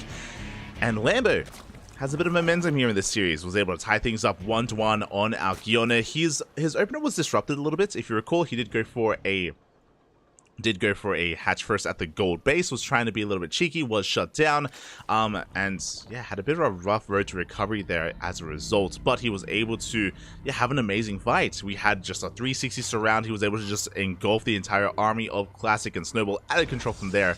So a really solid engagement from Lambo, was able to bounce back. And now Classic is looking to recover here in this series. We'll see who can, of course, gain that momentum. The winner of the series will take a 2-1 lead, and will be one game away from making it into the playoff bracket. For now, Hatch Gas Pool, Forsake the Unnatural Natural. Pretty standard opener here from Lambo. Likewise, a Gate Cyber Expand here from Classic as well. Everything is by the book. We're loading into Side Delta. Side Delta, unlike the previous map, unfortunately, no gold bases. There's no like gold to take advantage of or rich-resting gas geysers.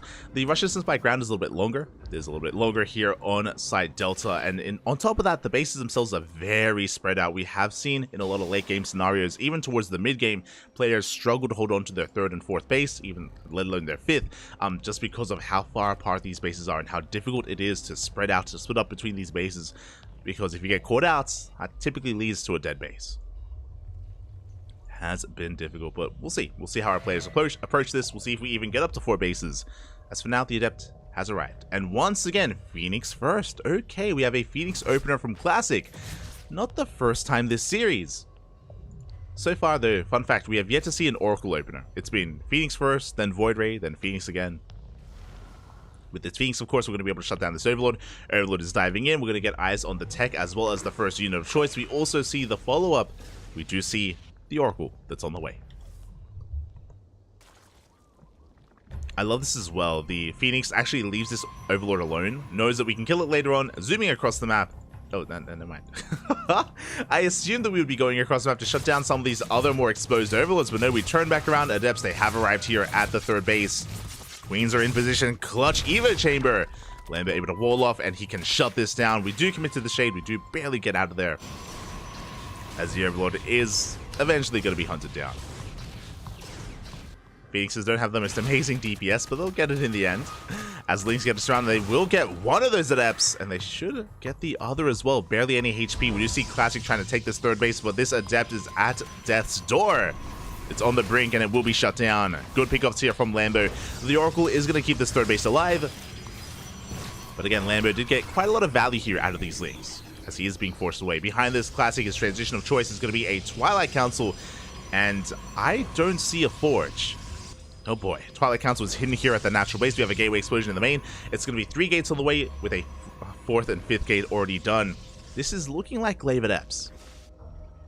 It's looking like a Glaives variation. I only say that just because there is no Forge.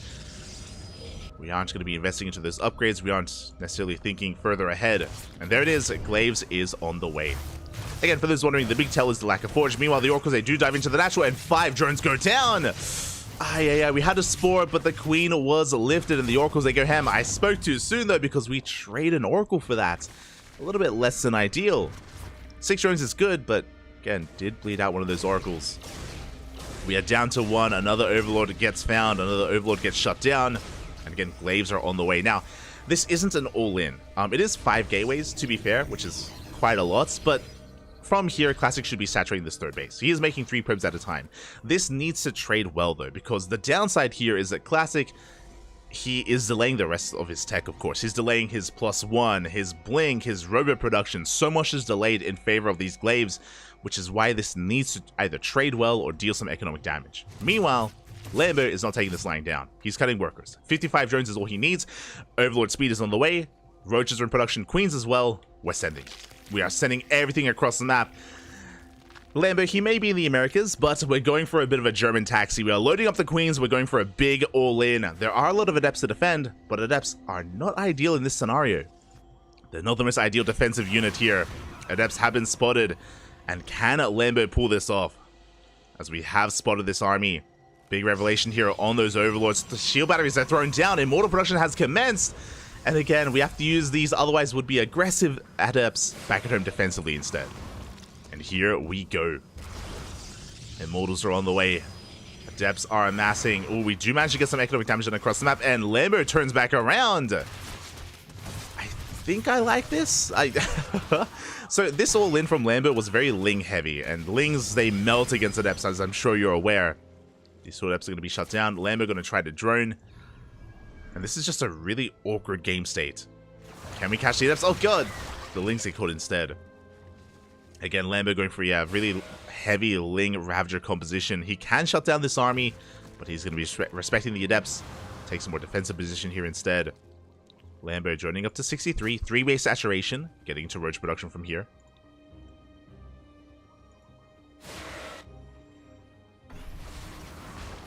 So far, a couple of tumors are going to be knocked down. Adepts threatening a shade towards that third base. At the same time, the adepts are out of position. Big Ling counterattack. We can get on top of a shield battery and not much else. Lings, they have to back off. Oh, as additional adepts, they shade into the natural, and Lambert, he's being pulled apart. We commit to the shade into the third as well. Drones are falling. Ay. Decent biles here, but that's going to be 12 dead workers. As we shade into the main. And we're not done, and nowhere close. We get up to 13, we can get up to 14. And barely 15 as well. An entire mineral line goes down. Lambo is hurting. Classic up 20 workers. He's got a booming economy. Now, his tech has been delayed, but he's getting there. Blink, +1. Second robo. Disruptor production. Oh my god, not even Colossus, but double disruptor production is upon us here. Classic is getting out of control. Lambo is all in. Lambo is 100% all in. One way or another, the game will end. Either Lambo kills Classic or he dies trying. Overlord's going to be spreading creep. Queen's coming in from the right-hand side as well, but the force fields are looking too good. Good biles, though. We break the force fields. We shut them down. We're getting on top of the Immortals. The Immortal's looking a bit exposed, but we have the overcharge, and the Immortal refuses to die. We can get one. One Immortal goes down. The shield battery as well, and can Lambert pull this off? Blink is done. Blink has finished.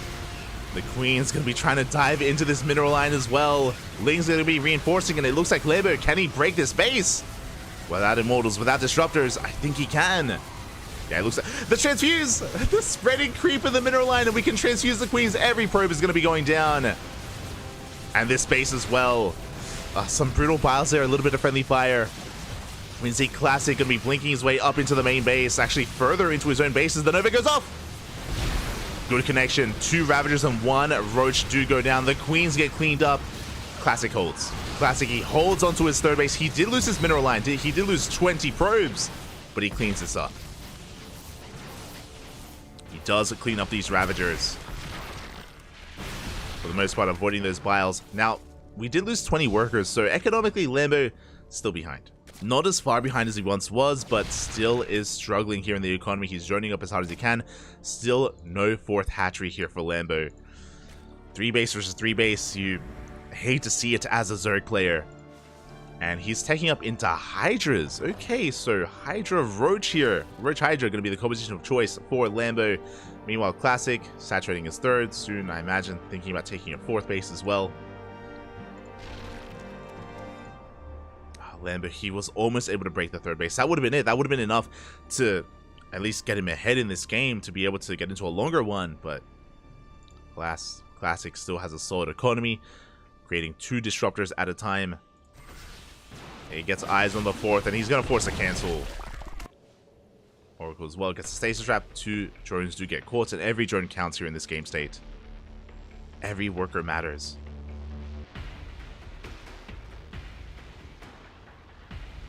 This Classic is going to be rotating over towards the right-hand side. Ooh, takes down an Overlord. We do go for the recall. We catch a couple of Stalkers at least. Do catch a couple of Stalkers, but this army is still looking terrifying. Now, to be fair, this army is very high risk, high reward. From Classic, right? The Disruptors. They can either have juicy connections and win a fight, or they can whiff and maybe things can go in favor of Lambo. Like, depending on the engagement, depending on the surround, Lambo can still pull this off. It isn't completely dire here, because Lambo is taking a 4th base. Hive is done. Lurkers are being rushed out. Okay, I was thinking maybe Vipers, but either or, they both have their role here. So rushing into Lurkers is a really good way to try to turtle. It's something typically seen by other races. It's a little bit harder to turtle as a Zerg player, but not impossible. If we can get up to maybe 6 Lurkers, we can survive. We can hold on long enough to actually saturate this 4th base. It's going to be a long road to recovery. It's not going to be easy, but it's possible.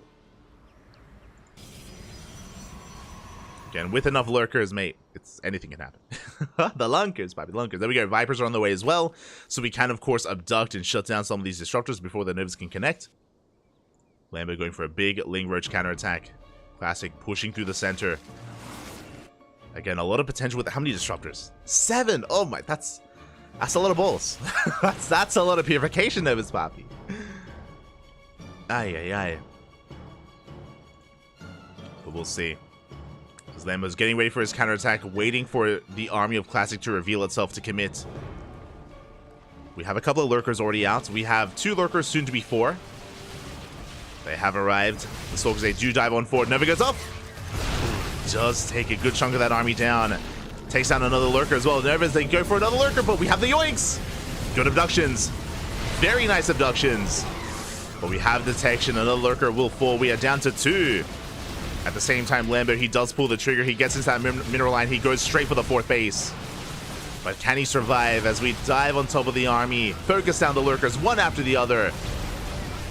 And it looks like Classic just has too much. Snowballing out of control. Pulls this apart. We have 1 Lurker in the back line, but again, we have detection. We focus it down. Good target firing out of Classic. He will be losing a 4th base, but Lambo, he's losing his 4th, his 3rd, and his army. Classic, he comes in with reinforcements. GG gets called, and Classic will take a lead in this series 2-1. GG. Whew. GG, well played. Classic does take a lead. Thankfully, this time free from any kind of technical issues. And hopefully that remains to be the case here in this series. And Lambo, the pressure is on. He needs to win this next game here and now to force the ace match. Otherwise, Classic will be making it into the playoffs. Lambo, he has come so far. Lambo, one of the many players, to be fair, that have been working their way through the open stage. It's been a very, very long weekend here for Lambo. But can he go the distance? Can he send it back? I want to believe. Do want to believe. So loading in to Solaris. Here we go.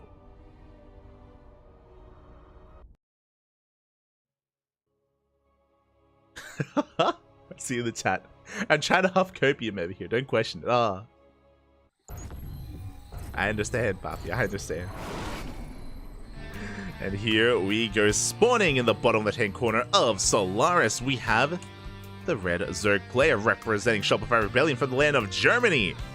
Down in the series, looking to fight back, looking to tie it up 2-2. It is Lambo. Spawning in the top right-hand corner, we have his opponent. We have the South Korean Protoss, the blue Protoss representing Twisted Minds. It is Classic.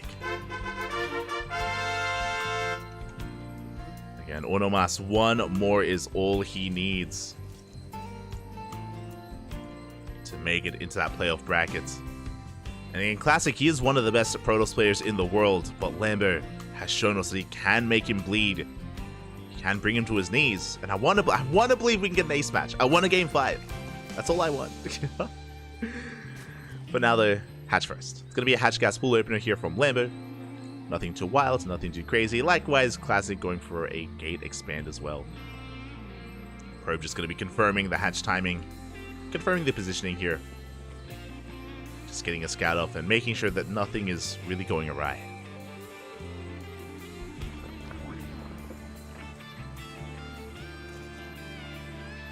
This probe does come back in.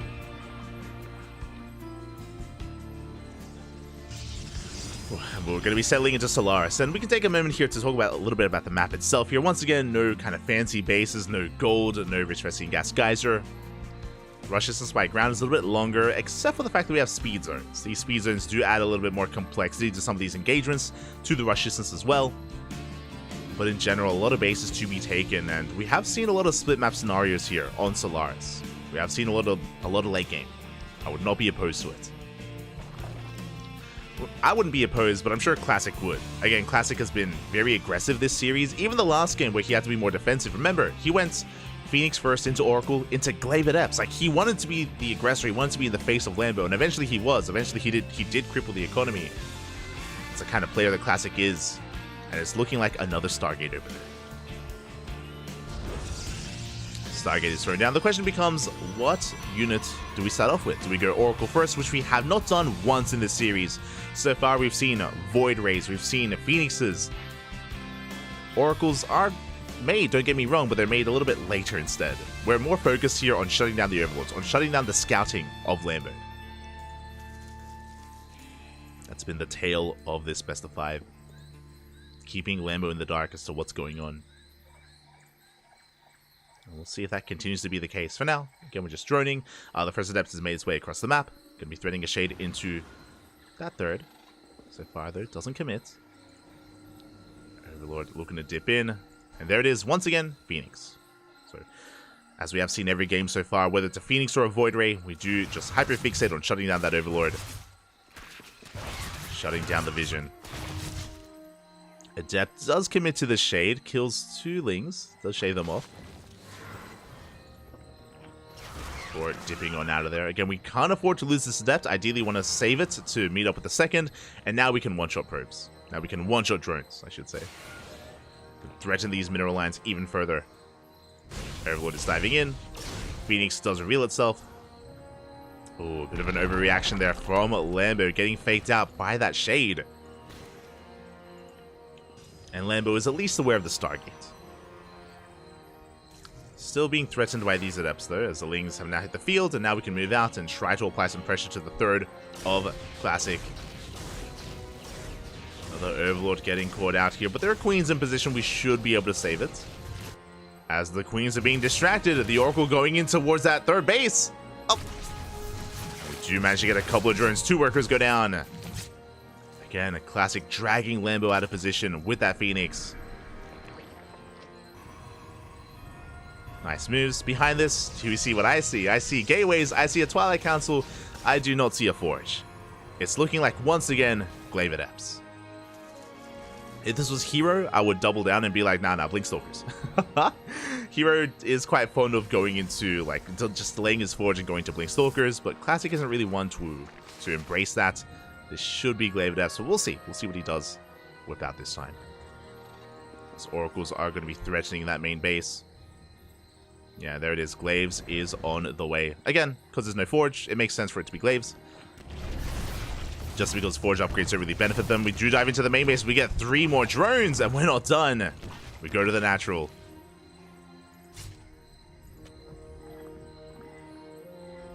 I know I interchange it sometimes just because the space was taken first, but it's fine.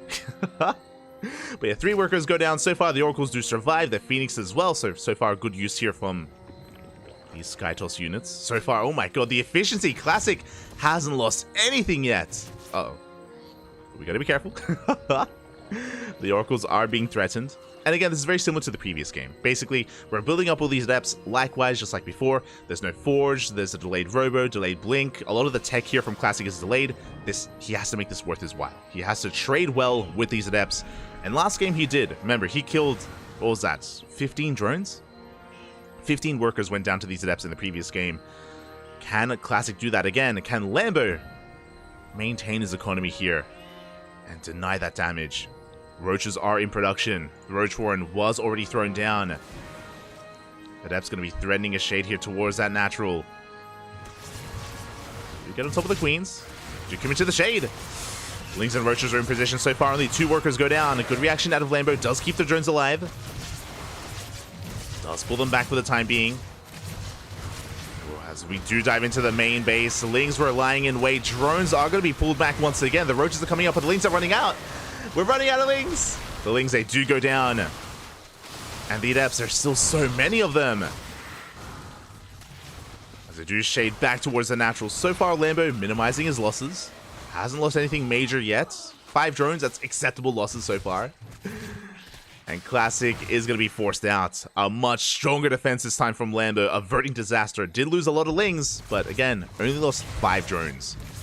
With that, Classic does take a worker lead, but it's not as massive as it once was on site Delta. Ooh. Lambo survives.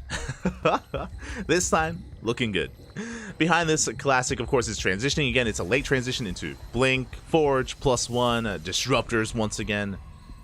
Second Robo for double Disruptor production, so a very similar outlook to side Delta here from Classic. Very similar. Exact same even. But this time, Lambo, he has a stronger economy. He's able to keep up with the worker count of his opponents. We have a 4th base on the way for both players, both Classic and Lambo. Oh, I spoke too soon. No! Oh, as that was a kill, not a cancel. Ay, a bit of a blunder there from Lambo. Maybe a little bit distracted by the Adepts. But that should not have happened. And, oh boy, Classic is in that much of a better position here. 300 minerals down the drain. The trades here have been pretty damn impressive as well from Classic. What's important is that he also does preserve his Adepts. Does keep him alive. Meanwhile, Lambo not necessarily doubling down on Lingbane Roach Ravager as I would have expected. Once again, faster Infestation Pit into the Hydroden into Hive Tech. So this is almost like a regame of Side Delta. Where Classic is going Glaive Adepts into Disruptors, we have Lambo going Ling Roach into Hydra Lurker Viper, but this time again, Lambo is in a better position and he will be able to get into a much more substantial amount of Lurkers. But I have to hold my tongue because before we can really think about the Lurkers, Lurker Den is on the way, but here comes Classic. Classic is going to be pushing here with 4 Disruptors. And Lambo, does he have enough to hold on? Lambo, he's in the middle of transitioning, he's teching right now. Novas, they go up. They will shut down the Queens. Lambo going for a bit of a surrounder, coming in from the right-hand side. Does get on top of some of these Stalkers. Not a bad fight. First Disruptor goes down. Second Disruptor looking very low as well. The Novas, they were a little bit lackluster, and we dive on top of the Disruptors. Oh, he wants them. Oh, doesn't quite get them. The Novas. Good splits here from Lambo. Avoids disaster. He will take the fight. Beautiful movement here from Lambo. Can he take down? He will snipe the Disruptor. Bjorn? Snipes the Disruptor just before the Nova goes off. Lambo, he will hold. And remember, behind this, Lurker Den is finishing. Vipers are on the way. Hive is done. Lambo, this is not his final form. He's working towards those Lurkers. He's getting there. And Classic, he was so committed with this. Being forced back, forced to saturate the space. Now, his economy is looking good. Don't get me wrong. Classic, he's got 80 probes. This is true. But tech-wise, different story. Tech-wise, the quality of the army here, there's so much more potential for Lambo. Give us the Lunkers. I'm hoping we don't wait too long. Oh, the Prism. Prism is going to get shut down. Lurker Den is done. We should be working towards Lurker upgrades as well. Now, because of Lambo's lower drone count, he's actually struggling to afford this. We had to wait a little bit longer here to start up Lurker range. Still no Lurkers in position, by the way. Classic still has an opening. The Novas! Oh, massive connections. Ay. This is what Classic's been waiting for. And the army of Lambo taking massive Novas to the face. He's going to try to hold on, but things are starting to look a little bit dire. Vipers, they have arrived. Classic is going to respect it. It did look like Lambo, he panicked a little bit there. It did look like he was second-guessing himself at the wrong moment. The Vipers have arrived. Lurkers are on the way. Lambo, his army looking a little bit worse for wear. But we're getting there economically. 70 drones. Eventually we'll be working towards 80. First Nova. Not going to go off with the other three. We do yoink one. One lurker does go down, but the others survive. And can we hold on here? We dive on top of the Viper. One Viper falls. Detection is here with Classic's army. As the Novas, they graze the lurker, but they do not take it down. And Lambo, he's holding on, Bobby. He's holding. He is holding on. But again, Classic just not letting him breathe. And this time the Novas, once again, they do not connect. Quick moves there out of Lambo. Does pull back with his lurkers. Classic not getting the connections he's been really looking for. Up. Finally he does. One lurker goes down. Meanwhile, the Vipers are just regathering energy. We're working towards adaptive talents, those lurker upgrades, and Lambo, he's crazy in the midst of this attack. Getting ready for a counterattack. Oh. So another lurker does fall. How many lurkers do we have left? We have two. Uh-oh. We barely have any lurkers remaining, which means Classic is breaking through the army. We have a blinding cloud, but there's just not enough to hold on. And this base has been broken. Lambo trying to come in from behind, but a little bit too late. A little bit mistimed. And we get into the mineral line. We eviscerate the economy. Novas, they go off. And again, 0 lurkers are left here. GG gets called, and Classic, he will snowball out of control. He breaks the fourth, breaks the army, and Classic advances on to the playoffs. GG.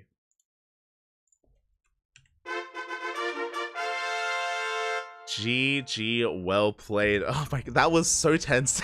That was so tense for both players as well. Lambo, he was barely surviving, barely holding on, working towards that Hydra Lurker Viper composition. But we all saw that moment when two big Novas did connect with Lambo's army. Classic gained momentum, and over time, Classic, he was just chipping away at that lurker count. A lurker count that was not being replenished. It was not being remade, not being rebuilt. GG. GG, well played. Classic, he will take it. And my condolences to Lambo, as he will be knocked out here in the knockout bracket. His tournament run has ended. GG. GG, well played. Again, a little bit bittersweet, but that's, you know, how these tournaments go. There's always a victor, there's always a loser, and we've had to say goodbye to a lot of players tonight. A lot of players have been knocked out, and yeah, with that, GG, well played. Again, congratulations, Classic. You know, he does make his way into the later stages of this tournament. He is one of the best Protosses in the world, and, you know, it's not his first time in the playoffs, and we'll see how far he can go. Lambo, really good efforts. I don't want to take away from that either, right? Really good effort here from Lambo to make it this far. Lambo, he took down Shin in a nail biter of a ZVZ as well. He took down Cyan. If you missed out on it, I do recommend checking out, is it here? Oh, not quite. I do recommend checking out the VODs. We did, of course, cast Lambo versus Shin earlier, as well as Shin versus Spirit. Really good games. Really solid series there between our players. And that does wrap up our broadcast for the night. We are kind of the unofficial C stream here, and we are only allowed to cover the up to the knockout brackets.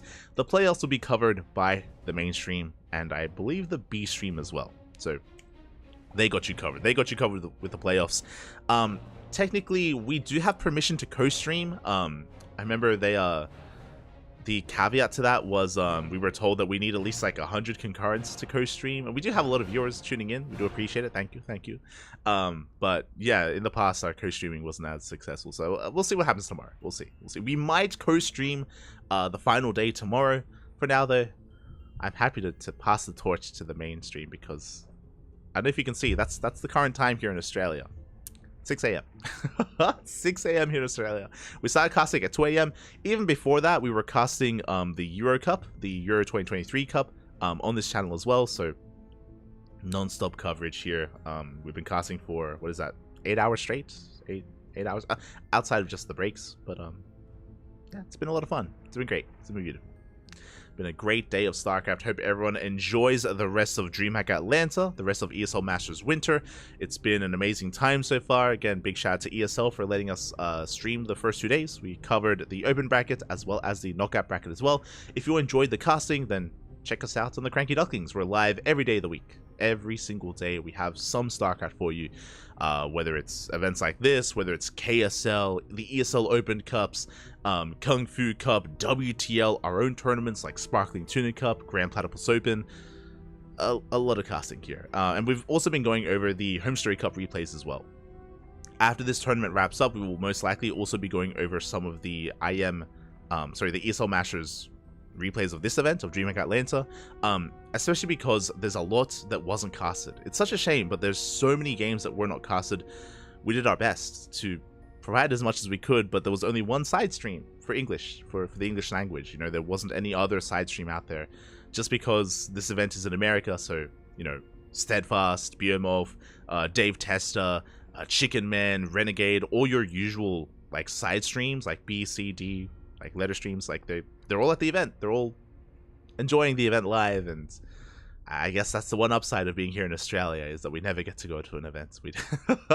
So we're always there to cast, man, because we're never there in person. Feels bad, man. Feels bad. One day, I'd love to go to an offline event. One day. But now, though, more than happy to cast, more than happy to, you know, be the C stream. Oh, and with that, thank you so much. Thank you so much everyone for watching. Thank you so much for the support. I will for the first time be able to watch the main stream. We've been busy casting the entire weekend, and I'm more than happy to just take a back seat, you know, get some food, get some water, just enjoy the main stream, and then while I pass out and go to bed. If you're curious when we're going to be live next, our next broadcast is we have 2 casts in 24 hours. We have up next, we have the Sparkling Tuna Cup that is going to be in 14 hours. In 14 hours time, we're going to be live on this channel with the Sparkling Tuna Cup. If you're wondering, tuna? What? Why is it sparkling? What's going on? Yo, we're the CranKy Ducklings, okay? We got to have it like aquatic themed in some way. This is our bi-weekly open tournament. So we typically have players like, I don't know, Mio Micah, Hon Mono, Eva, Wayne, Geralt, Cristiano. It's open to all players, to all regions. So we do have that event in 14 hours. Basically, the players that didn't go to DreamHack Atlanta, they're going to be duking it out tonight in 14 hours in the Sparkling Tuna Cup. Then, after the Sparkling Tuna Cup, we are going to be casting the finals of the Euro Cup. We casted the first half today, we casted up to the semifinals, and then tomorrow, in how many hours time? In like 16 hours time, we're going to be casting the semifinals and the finals. Who is in the semis of the Euro Cup? I believe it is going to be Wayne. Let me give you that information. I believe it's going to be Wayne, Acheron, the Spanish Terran player, Art, as well as Shameless as well. So yeah, we had some amazing matches earlier today before the DreamHack Atlanta stream. We covered Wayne versus Baby Marine. Was beautiful. it was a back and forth nail biter of a ZVT. Went to the late game as well. Really good showing by Baby Marine earlier today. But yeah, Acheron is going to be a part of that. Acheron, he 2-0'd Young Yakov, by the way. Young Yakov was poised to have a deep run, but his run ended early by Acheron. So yeah, really well done by our Spanish Terran player. So yeah, those are going to be the semifinals tomorrow. The 2 events are going to be overlapping a little bit, so we're going to be focusing on Sparkling Tuna Cup when that wraps up. Then we'll be casting the Euro Cup, which means we might miss a semifinals match, but we'll be there for the finals. We'll be there. Otherwise, thank you so much for watching. Again, so 2 broadcasts tomorrow, as is usually the case. We always have some StarCraft going on. And yeah, with that, thank you so much for watching. Thank you so much for the support. Big shout out to Lazy Sapien. Thank you, puppy. Thank you for subscribing for the first time. Hope you enjoy your emotes. Hope you enjoy your replay packs as well. We do cast a lot, and as a result, we have a lot of replay packs available to our subscribers. So if you're interested, we got you covered. Check out our YouTube, !YouTube in the chat. !YouTube in the chat if you want to check out our YouTube channel. We are live streaming on our YouTube at the same time, and we upload VODs on a daily basis. We have every single day VODs are uploaded. We have a lot of content. Fun fact, we have so much content that we're actually behind by 3 months on YouTube. Because we cast multiple times a day, and on YouTube we have a limit of self-imposed limit of only uploading 1 tournament a day on YouTube. We have slowly fallen behind, and we're behind 3 months on YouTube, but we'll catch up eventually. I promise, we'll catch up. Otherwise, thanks so much for watching. Thanks so much for the support. We're gonna be giving another StarCraft streamer a raid. Most likely, a smaller streamer.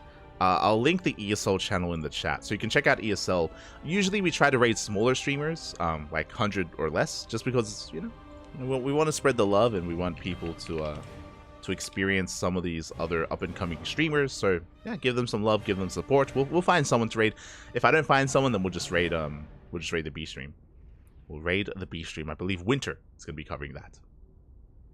Otherwise, thanks so much for watching. Thanks so much for the support. We will see you guys tomorrow for some Sparkling Tuna Cup and some Euro Cup as well. Thank you so much. Again, I also stream on my personal channel if you're interested. Light_VIP. My name, Lloyd Sanchez. Lloyd Sanchez. You can follow me at Light_VIP. I do stream whenever I can, whenever I'm not casting, which means I don't get to stream too often, but whenever I'm not, I'm there. So yeah, thanks for watching. Thanks for the support. I'll see you guys next time. Enjoy the rest of DreamHack. Again, the finals are going to be tomorrow. Be there for it. Hasta luego. Ciao. Ciao. Hasta luego.